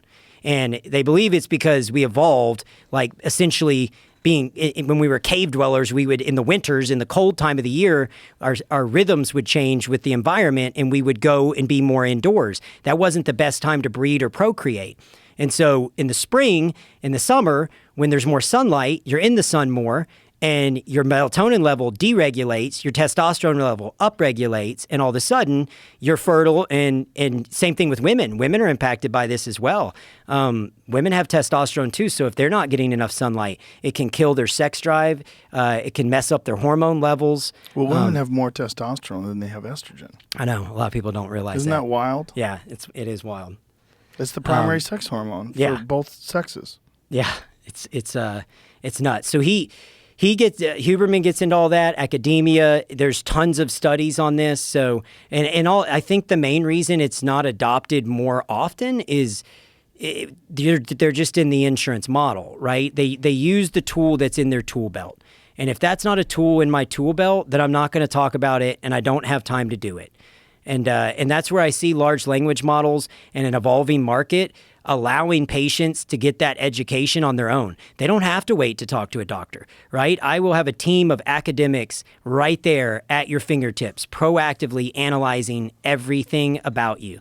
And I would tell you, I talked about predictive, proactive, personalized, all that. Another one would be private. Private. You do not want this data in the hands of insurance companies. Listen to what Gary Brecka was telling you. He worked for the big insurance companies. He worked to assess your all-cause mortality risk and the risk profile to the insurance company, right? And so if let's just say in a miracle world, all of a sudden, Blue Cross Blue Shield rolls out a large language model to streamline your experience, and they want to tie into your wearables. The last person you want digging through your underwear drawer is the insurance company, because they're going to use it to limit your care, to limit what they cover, and to kick you off a plan, right? They're going to know when the chronic disease is coming, and they're going to charge you when they know they can monetize you. And then as soon as you reach a state where they can't, and that's the dangerous side of these large language models, and that's the dangerous side of the tool. And so a sword in the right hands is, one thing, and a sword in the wrong hands is a whole nother thing. Jesus. I wonder if they are trying to do that. I wonder if these insurance companies are trying to they're for sure going to roll that out. Yeah, if they're not already. And that's the problem. Like when you have an insurance-based model, and that's where I would tell you, maintain the car outside of the system, right? And the insurance-based large language models are going to ensure that you stay on these treatments because that's where they're profitable. Correct. So there's the insurance company, and then we broke this down last time. Then there's the pharmacy benefit manager. Pharmacy benefit managers are a middleman between the insurance companies and big pharma. Okay, and they were put in place to negotiate the price of pharmaceutical drugs for the average American because so many drugs were coming into the marketplace. The government couldn't get to and decipher what drugs make sense, what drugs don't make sense, what should we cover, what should we not cover. So they allowed pharmacy benefit managers to do that. Within a decade, the big insurance companies went out and acquired pharmacy benefit managers. Within a decade from that date, the pharmacy benefit managers began to negotiate rebates to themselves, not discounts to the patient. Okay? So, yeah, that's where I was trying to go with this. When I talked about $244 million in fraud in the state of Ohio, how? Where's the fraud? And the answer is the margins are made in the mystery. The more confusing the insurance companies can make it and the more convoluted they can make it, the more profits they can make. They have only a handful of levers they can pull to make money. So let's go over that. They can raise your copay. They can raise your deductible. They can raise your out-of-pocket expense. That's one lever. They can drive down the price of a drug that they buy at a wholesale price point. They can mark up the coverage of your care for your employer. Okay? And then they tier price. The pharmacy benefit manager gives a tier pricing. That tier pricing is not based on what drug is best for you. It is based on what drug is best for their financials. And so they prioritize drugs in a tier pricing under the misnomer to the American people that a tier 1 drug is the best drug and a tier 4 drug is not as good, right? But the truth is a tier 4 drug is not as profitable because there's a lesser rebate. And so So let's go back to the insulin example. The average price of this insulin is $381 is what the Senate Finance Committee found. $381 on, I can't remember if it's Sanofi, I think, was their price. Out of that, the pharmaceutical company got less than $40. So that remaining $200-something stayed at the pharmacy benefit manager. Okay, pharmacy benefit managers are making billions upon billions of dollars a year. They decide what gets covered, what goes on your insurance plan, what your copay is, what your deductible is, and they can move any lever at any time. So examples, let's go back to GLP-1s, right? The weight loss, diabetes medications. Those are showing up on insurance plans as tier 4 with a really high price tag.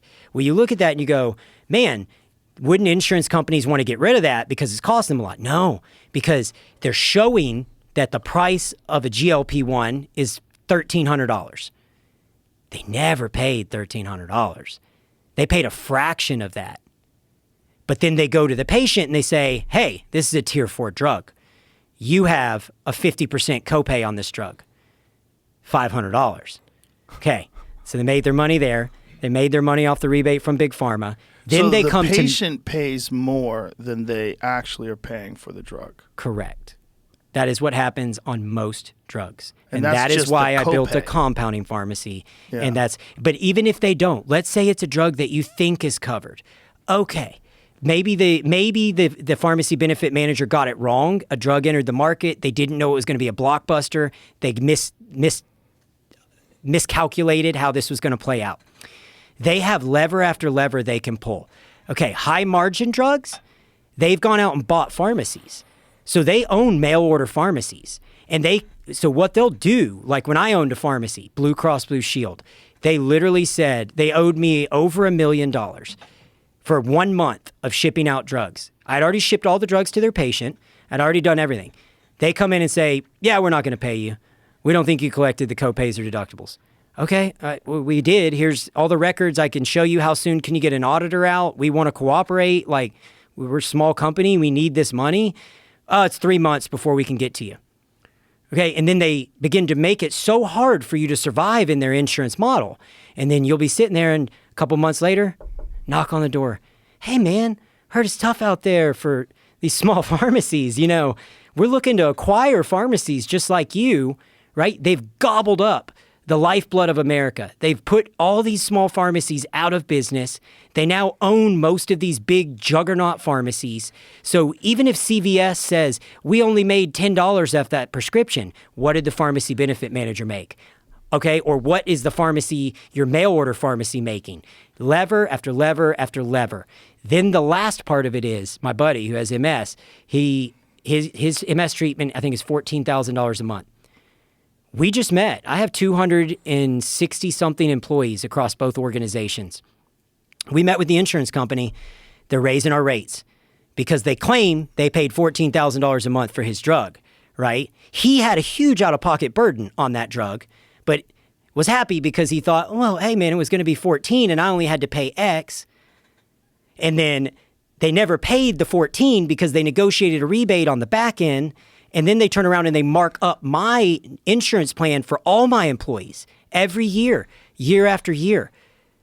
It is a profit-driven system, not a patient outcome-driven system. And so that's all I'm trying to hammer home with patients. When you say, why don't you take insurance? Because insurance is the crux of the problem. You cannot operate in that ecosystem and provide quality care. You can't.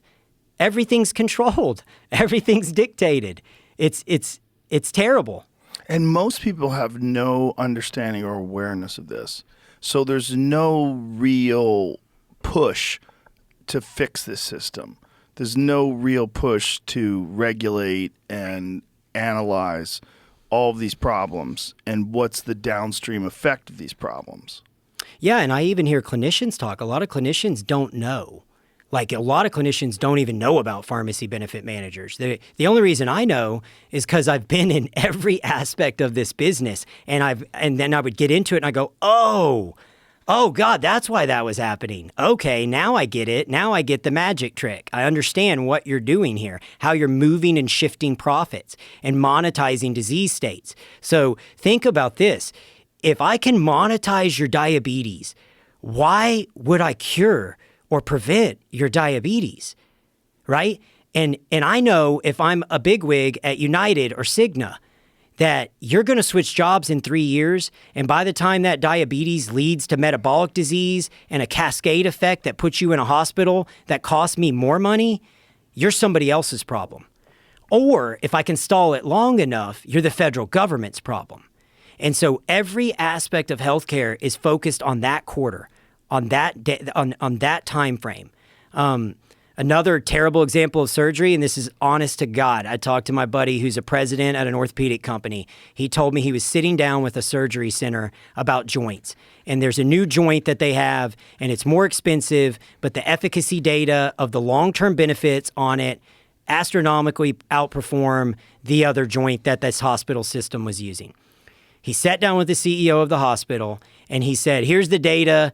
5 years out, here's what we're seeing, da-da-da-da-da. The CEO said, I don't give a shit what happens 5 years out. Swear to God, this is a call I had yesterday. He said he looked me in the eye, Brigham, and he said, if you told me that this joint will last at least 90 days and it's cheaper, that's all I care about. Oh my Because God. all of their data and records and accountability are only on the first 90 days. Once you're out of that 90 day and you've done your little review and all that, you're off again and you're no longer a monetizable patient. And so too, when we talk about primary cares and what's happened, the same thing with pharmacies where they've been gobbled up by insurance companies, if they're in the insurance model, is the same thing that happened with primary care practices. The day of a primary care being independent and a free thinker is over. They're employed by hospital systems. Major conglomerates have gone out and bought up the primary care practice. Why? Because now they have the patient population. If I can get you at the primary care level, then I can control the referral of where that primary care sends you as we profiteer off your disease state. Okay, so you go to a primary care. Let's just walk through the same example I gave earlier, a methylfolate test. They never run that test, right? There's genetics. The methylfolate test tells me my genetics, but there's epigenetics. The choices I make every day impact which genes turn on and which genes turn off. If nobody ever has a conversation with me in my 30s about my hormone levels, about getting into the sun, about eating right, and you push me towards chronic disease because you wrote me a prescription to treat a symptom, and now I go through this system and I get cancer, that primary care is going to refer me to an oncologist, and that oncologist is part of that same system, right? And most people don't know this. 65% of an oncologist's income comes from chemotherapy, from the markup they're making off your chemotherapy. 65%. And I attached that link, Jamie, too, where it talks about this. So all I'm getting at is Russell Brand said this, and he was spot on. Another guy who's not a clinician but understood what's going on here. If we make things about profits and quarterly earnings and big business and not patient outcomes, don't be shocked when we get phenomenal quarterly earnings and piss poor patient outcomes. 65%. 65. And I attached the link just so we'd have it. So they have Yeah. a financial incentive. Yeah.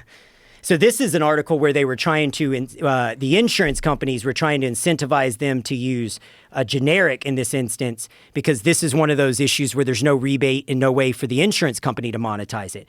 But it breaks down how much money these guys, 65% of an oncologist's income comes from that. Wow. This is incredible.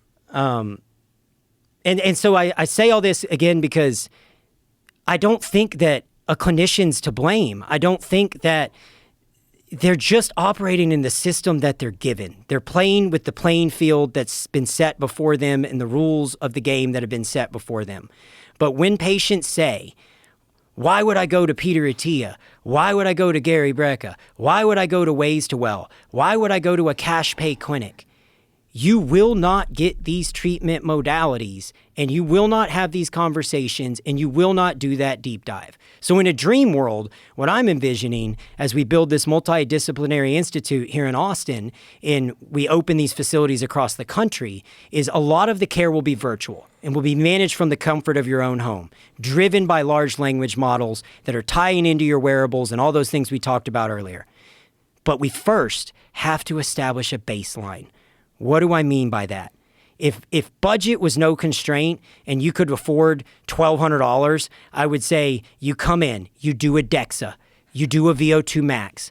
Those two data sets alone allow us to calculate your all-cause mortality risk. I know how much visceral fat you have. I know how much subcutaneous fat you have. I know how much lean muscle mass you have on your left quad versus your right quad. I know your bone mineral density. Then we add in a VO2 max test. If you can be in the top 25% of VO2 max, you reduce all-cause mortality by 400%. Okay, so now you combine that with a DEXA. Now you combine that with a gut biome. Now you combine that with a gene test where we know what genes you have, what are your genetics. Now we can help guide you on how to prevent epigenetics, how to prevent and use epigenetics to prevent disease states from chronically manifesting. And we can truly get proactive and predictive. We can truly prevent chronic disease. When you said living to be 106 or 112, whatever you said, Peter Attia talks about this too. The difference between somebody dying at the average human life expectancy and making it to be a centenarian, the only difference is the onset of chronic disease. So today, can we stop or slow the progression of chronic disease? And by brilliant minds like David Sinclair, like Ian White, my stem cell buddy, who's our chief science officer, can we buy them time to see if they can unlock the code? Because when Ian breaks it down, and I definitely want to get into stem cells, I don't know how far in we are. We're good. Keep going. Because when Ian breaks down, when you start talking, and this isn't me talking, like I'm trying to learn like a sponge from people who are way smarter than me. Like I'm a simpleton just trying to make it and figure it out. But when Ian breaks down that we share a common, his theory is this: in the world of biology, we share a common ancestor with species that live 400 years. The Greenland shark lives 400 to 600 years with no cancer. We have a jellyfish that lives eternally in the ocean. It lives over 5,000 years. It can regenerate. We have salamanders that can regenerate limbs. We have Galapagos tortoise that lives over 200 years.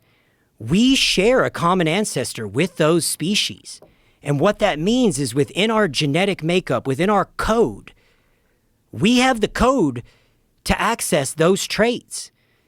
How do we find those black boxes and activate them, right? And so for me, when I talk about, optimists are usually successful, pessimists are usually right, like I'm optimistic. The future's bright. The opportunity's there. We can do this. There's so much opportunity. But the first step is to get proactive, to take yourself out of the system, to do the data, because we can't improve what we don't measure. So if you were to come in and establish that baseline that I was talking about earlier, we now have a full comprehensive analysis of where you started the day you started treatment. The only test I hadn't got to yet is an EEG. So for me, we do, Shane Dorian introduced me to Wave Neuroscience. Super cool company. They're using artificial intelligence. Again, it's a tool, right? Can be used for good or bad.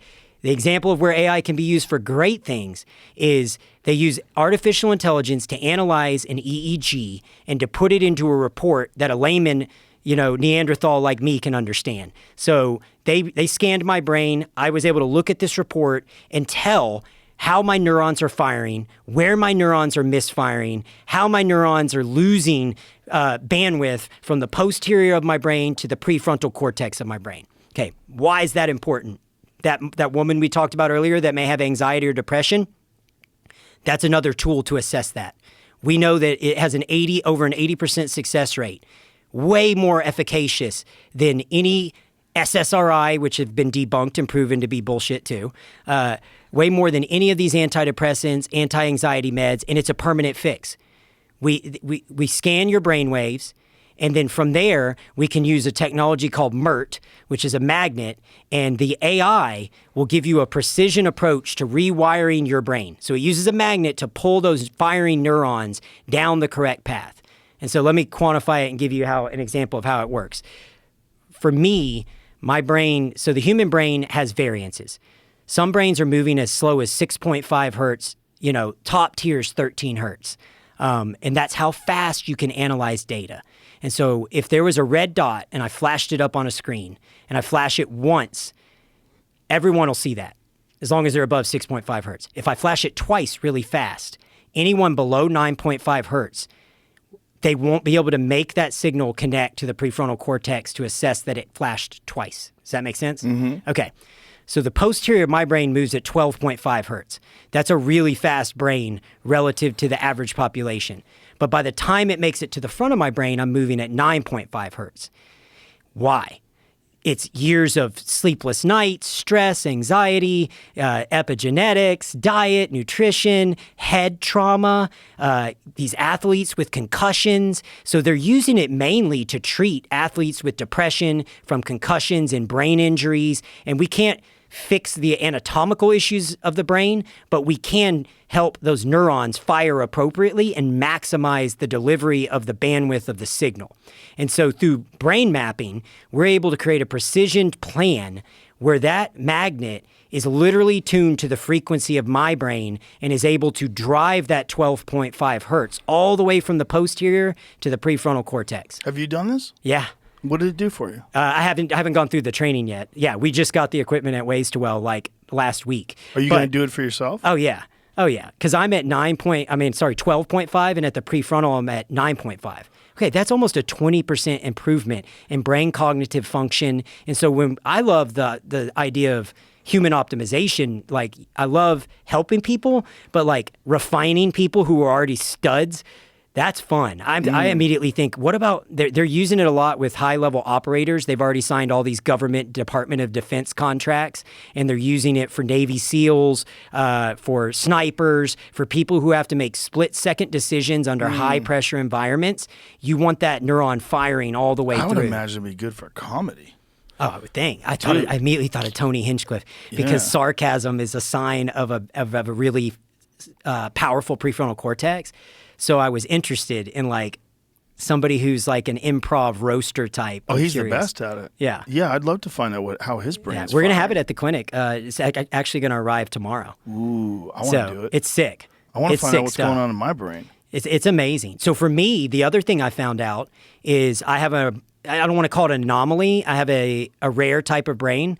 Less than 15% of brains have a prefrontal cortex that can fire at the same speed as the posterior, is what they were telling me. So I could maximize, I'm not maximizing my brain's potential. Right. And then I go to, okay, when we talk about the four horsemen, diabetes, atherosclerosis, cancer, and then the last one's neuropathic decline, Alzheimer's and neurodegeneration.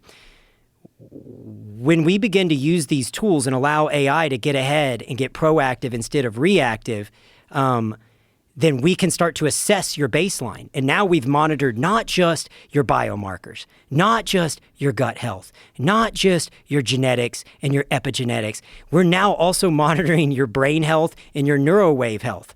And we can refine that with a precision approach. And the traditional model uses a magnet as well, but it's only indicated let's go back to the insurance. The only indication where you can use this technology and have insurance cover it is somebody who's failed 2 or more SSRIs.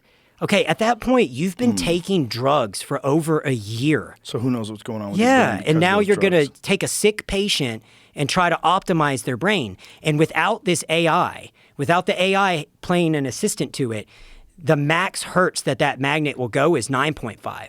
Has anyone done an analysis of the impact of nootropics on these?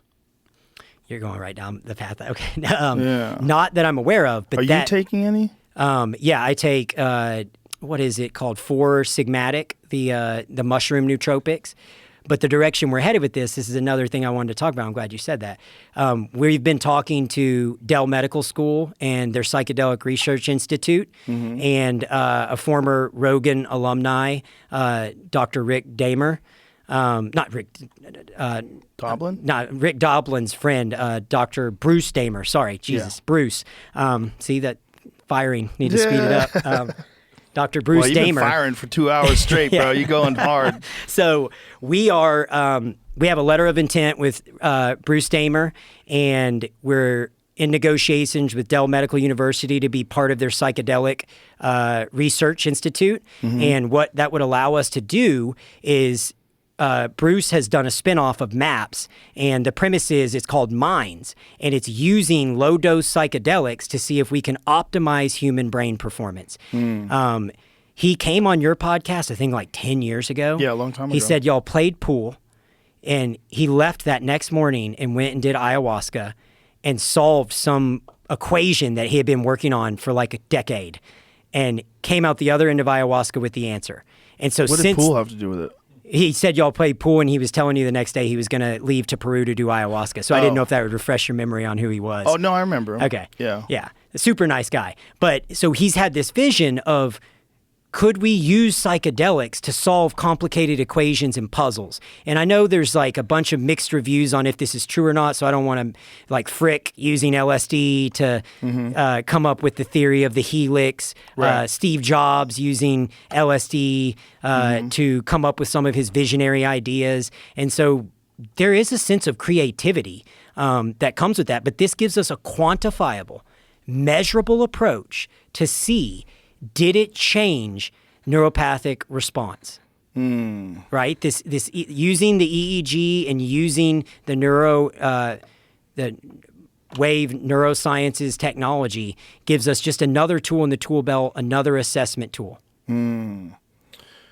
That's very interesting. It's all very well. I know that nootropics do have an effect. They definitely have an effect on me. So I'm fast. I would really like to try the difference between like trying something like Alpha Brain Black Label, and then doing that study and see if it has an impact on whether or not it's more efficient.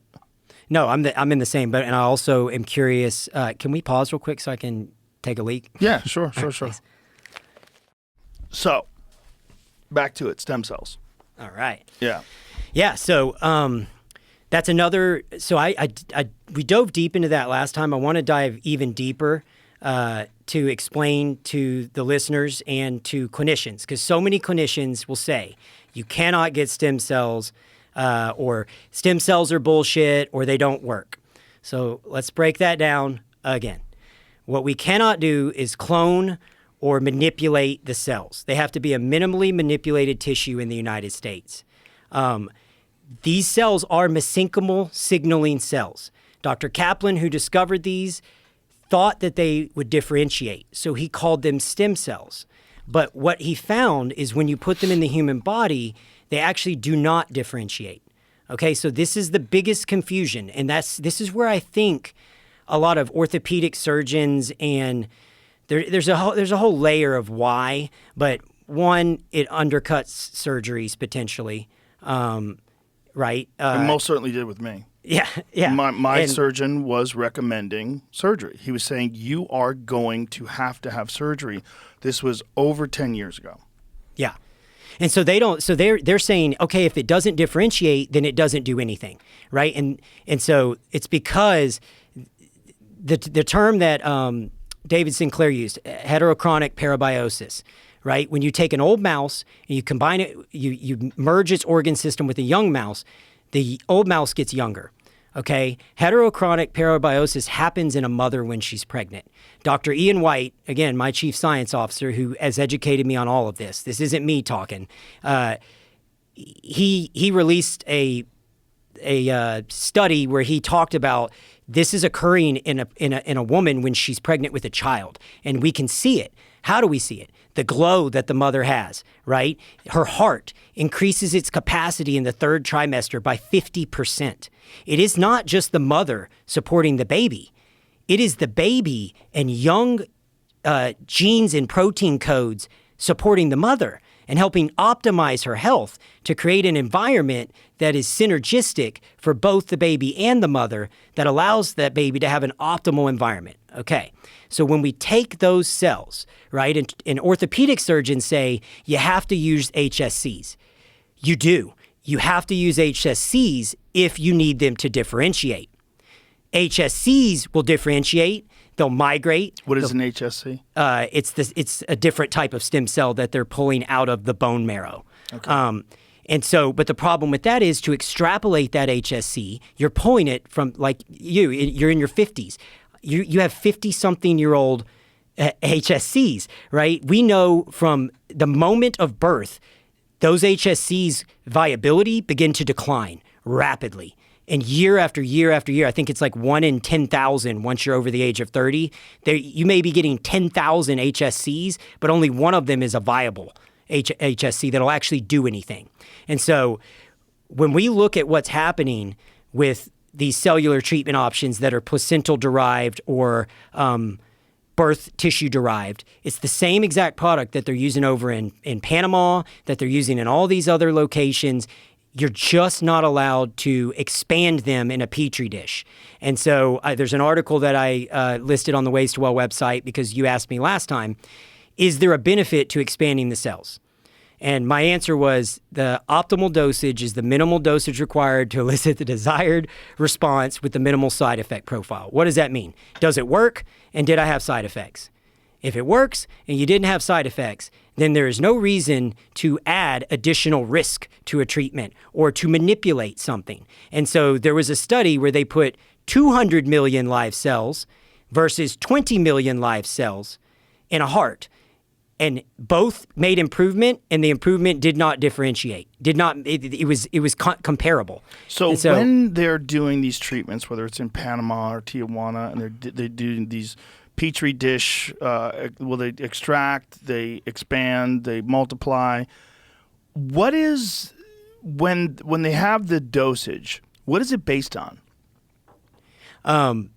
Well, that they're making an assumption. More is better. That's where I'm going with that. Is that it? Yeah, and so, and you're it's not also any... historically, like when an orthopedic surgeon says it's bullshit or it doesn't work, it's because they're misunderstanding the mechanism of action.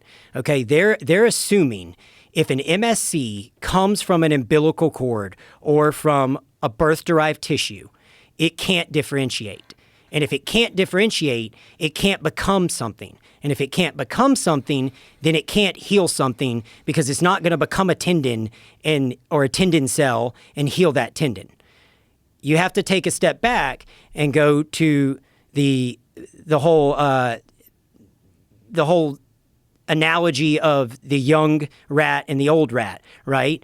And you look at that and you say, okay, when we put these young, vibrant cells in a body, it's not just the cells. Yes, you're getting mesenchymal signaling cells, which are going to go to that site of injury and trigger your body's own cells to come.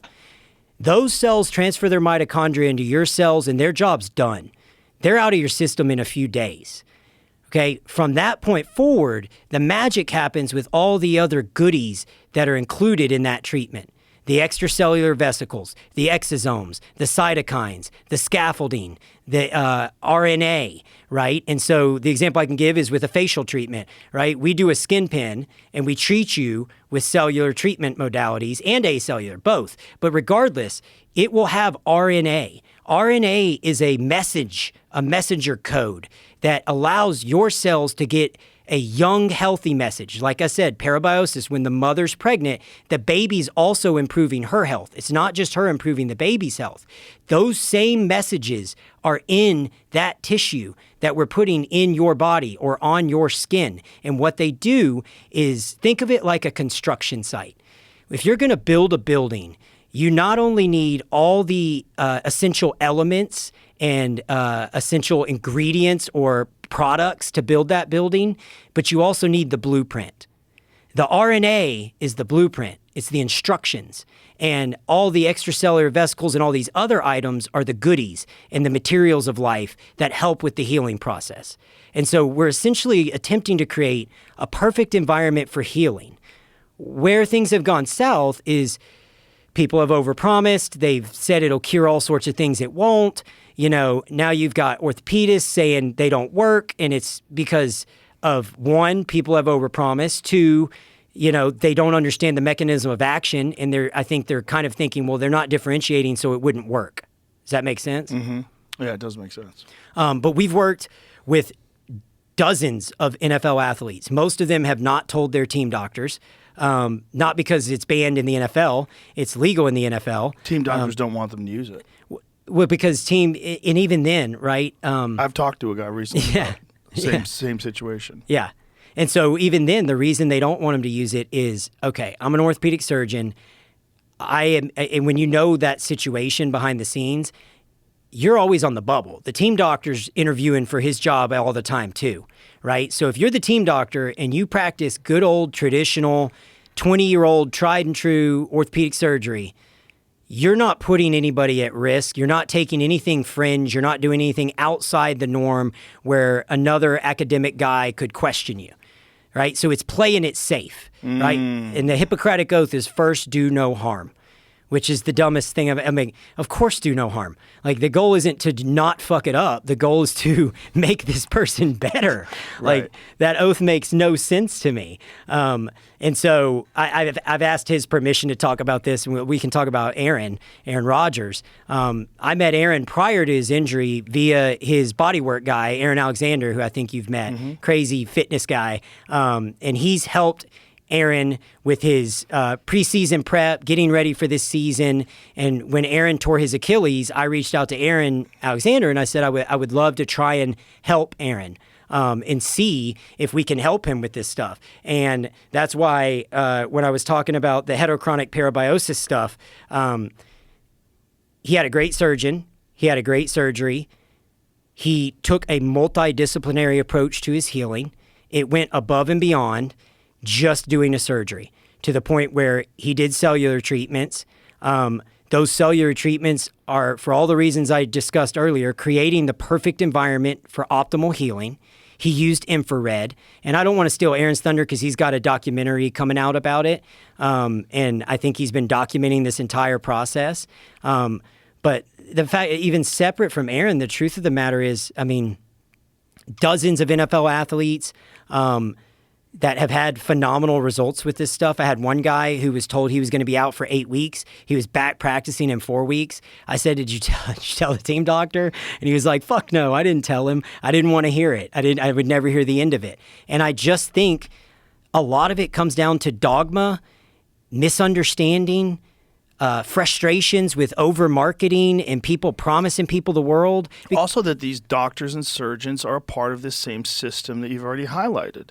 100%. They're not independent and completely outside of it. If they were, they wouldn't be hired by the biggest teams in the world. They want the most accredited, the most decorated doctors to perform on these incredible athletes that are extremely valuable to these organizations. They're not going to just risk it on some fucking witch doctor.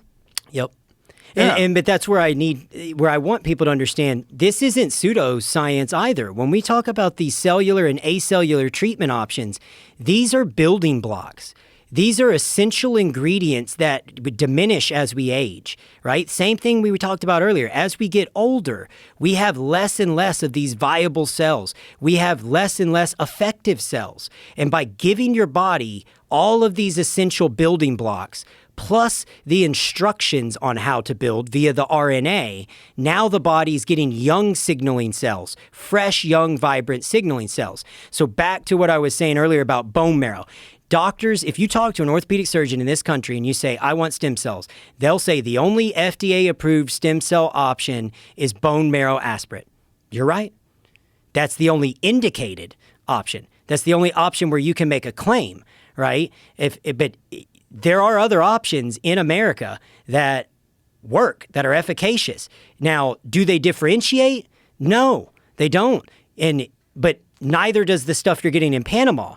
But the future of stem cells, and Dr. White and I have talked about this, and this is another thing we're going to be doing at the new facility here in Austin, is we're building a state-of-the-art lab. And we are going to do trials. And we are going to do the work at the bench. because Dr. White is on the precipice of being able to use HSCs, the cells that do differentiate, but we will not pull them from bone marrow. We will take them from the umbilical cord tissue, the youngest, healthiest, most vibrant cells with all the extracellular vesicles and goodies. And if we can harness those cells and use those cells, they would be able to differentiate. Now, the reason you would want to do that is down the road to be able to rebuild cartilage, or, the critiques that guys have. Like, Jamie, could you pull up? There's a study. Is that on the table? Rebuilding cartilage? In the future, yeah. That is not what happens today. That yet? Yeah, no, not that I know of. But Dr. White has some really fascinating stuff he's done at the bench, and that's why he and I were talking about, like, let's do it. That's the big one. That's the big one with people that have knee injuries. So there's an article. Can I pause you for 1 second? Yeah. When you were talking about this joint that is far more durable, what kind of joint were you talking about? The doctor said, I don't give a fuck.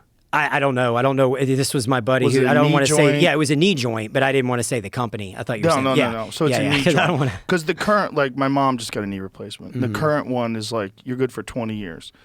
And I'm like, Jesus Christ, I can't imagine my mom at 95 having a new knee surgery. Yeah. Which is really kind of, it's a weird thing where you say, put something in my body that's permanent, but not really. Yeah. It's not really permanent. Well, and that's where I'm like, can we delay? Can we offset surgery? Even with these GLP-1s, there's a whole deal that came out, I think, in the Orthopedic Journal, where they're talking about now that people are taking GLP-1s and losing all this weight. Right now, there's a spike in orthopedic surgeries because one of the prerequisites is you have to be healthy for surgery. Well, one of the biggest risk factors for knee issues is being obese. Right? You've worn that joint out carrying all that weight around. So they want to get the weight off, then do the surgery. Right?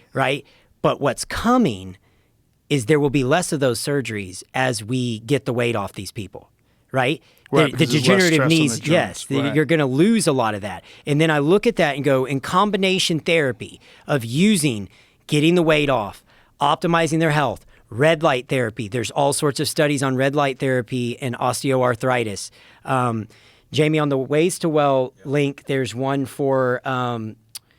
it is umbilical cord derived tissues and osteoarthritis, I think, out of China. I sent that one to you. So there was a study, just came out 2022. It is literally ultrasound guided. Let's see. Yeah, that's it. So literally, this is what you and I have been talking about. This, when they say, where's the study? Where's the data? Here you go, dude. Right here.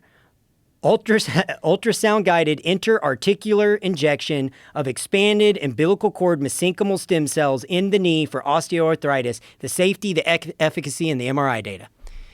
Basically, the synopsis is, it works.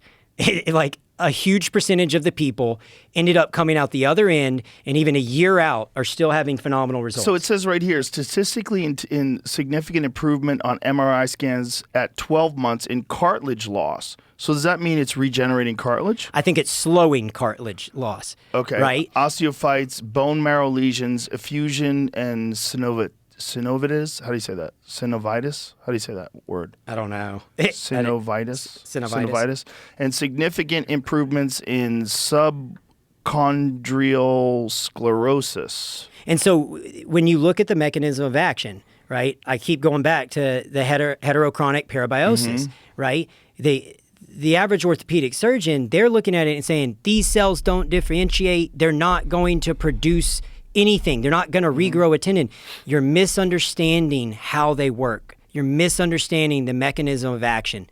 It's providing the ingredients, it's providing the building blocks, and it's providing the RNA, which is the instruction. Here's an example that's easy to show is, again, my skin. Like we talked about, we've treated, I don't even know, thousands of people. And when you use these cellular treatments on skin, it improves skin elasticity, it reinvigorates the cells, it improves collagen production, and it improves fibroblasts, and it does it through the exact same method. You're getting the message of a young, healthy, vibrant cell. All those little codes in the cellular form of RNA are being loaded into your cells and telling your cells to act young again, essentially. And it's causing, I don't want to call it a reversing in aging, but it's definitely slowing aging and improving cellular health. And then you combine that with things like red light therapy and all these different treatment modalities that are being ignored. And they are backed by science. Like, I mean, I can send you, I didn't tag them on the Ways to Well website, but I could send Jamie dozens of articles, or you could listen to Huberman where he breaks it down. It's wild shit, man. It's really interesting, the resistance to it. That's what's really interesting by people that are ignorant. It's interesting that they would want to resist, despite all the anecdotal evidence and now actual scientific studies. Well, and even with Aaron Rodgers he just got interviewed on something, ESPN or one of them 2 days ago. And he's such a nice guy. Like, he's such a good dude. Literally, they were saying the new conspiracy theory is you didn't really tear your Achilles, or it was a partial tear. And Aaron was so gracious about it and said, well, hey, I'm glad that Americans are now questioning things instead of just basically, like a few years ago, they weren't. And, and they're saying this just because he's recovered so quickly. Yeah. And it's a multitude of things. It's Aaron is a phenomenal athlete. Aaron primed his body. Aaron had a phenomenal surgeon. They did use an Arthrex technique, and a lot of people are saying it was a state-of-the-art. The Arthrex technique was being used a decade ago when I was in the operating room. So it is a procedure that's been around. Now, I do know one of the unique things they did with Aaron was, or not unique, but one of the newer things they did was an internal brace, which gives you a little bit more protection in the early phases of the healing process. But Aaron's recovery, Aaron getting approved by the clinicians to get on the field faster, all of those things are because Aaron thought outside the box, and Aaron is doing all of these extra things that, I think most traditional medicine is ignoring. And Aaron was open-minded enough to do that. It's not ways just to well. Yeah. I mean, you're not taking credit for it, but that's how he found out about all these things. Yeah, well, I think Aaron Alexander was big into red light therapy, talked to Aaron about that hyperbaric. It's just methodically using the technology that's out there and building upon the great work that surgeon already did, right? I don't want to take credit away from any of those guys or from Aaron and his hard work and his dedication that he's put into that. This is the technique?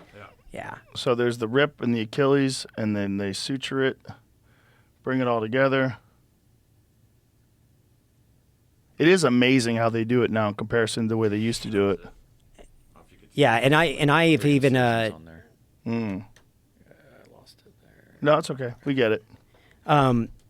But Aaron was telling me, Aaron Alexander, not Aaron Rodgers, was telling me that the clinical team was looking at his Achilles and were very impressed with how much blood flow and how healthy the Achilles already was.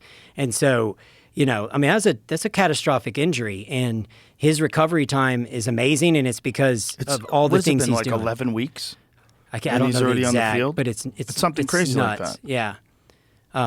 But, I mean, again, he's worked his ass off, and he's done all the right things, and he's got a documentary that's going to show the world all the things that he did and how hard he worked to get back for that team. So I just think it's really, really cool stuff. I'm not taking credit for his healing. I'm thankful that we got to play a small part, but I just think the main gist of that message is there are other alternative treatment options, and I think a lot of times orthopedic surgeons view it as we're trying to say not to have surgery.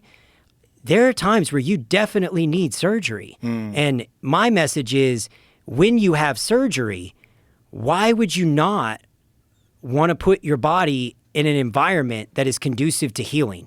Why would you not want to optimize that? Whether it's through cellular treatments, acellular treatments, peptides, which, again, we were limited with what we could treat Aaron with because he's an NFL athlete. So we weren't allowed to do things that we would do if somebody, if you're just the average Joe and you tear your ACL doing jiu-jitsu, man, I would tell you we should absolutely take a throwing everything at the kitchen sink at you to heal.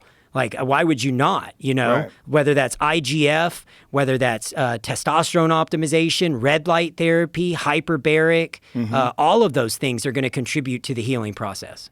Yes. Well, listen, man, we covered a lot.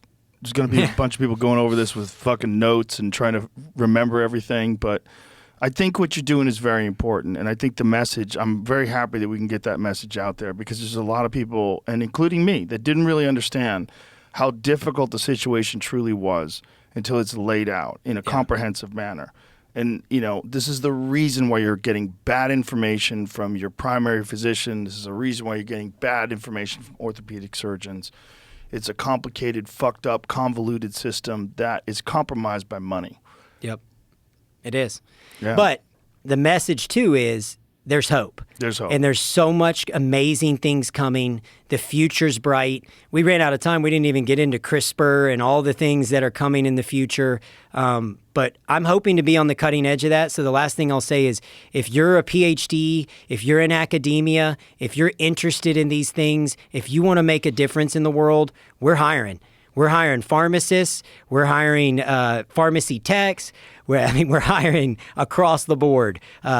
Nurse practitioners, if you're any of it, any and all of it. And also to anyone who's part of that AI world and tech world. I've been bugging Lex to try and hook me up with some of his contacts, but it hasn't manifested yet. So we're looking for all those positions if you're sick of being part of a broken system. Beautiful. All right, brother. All right, thank I you. appreciate Thanks it. for having Thanks me. for being here. Bye, everybody.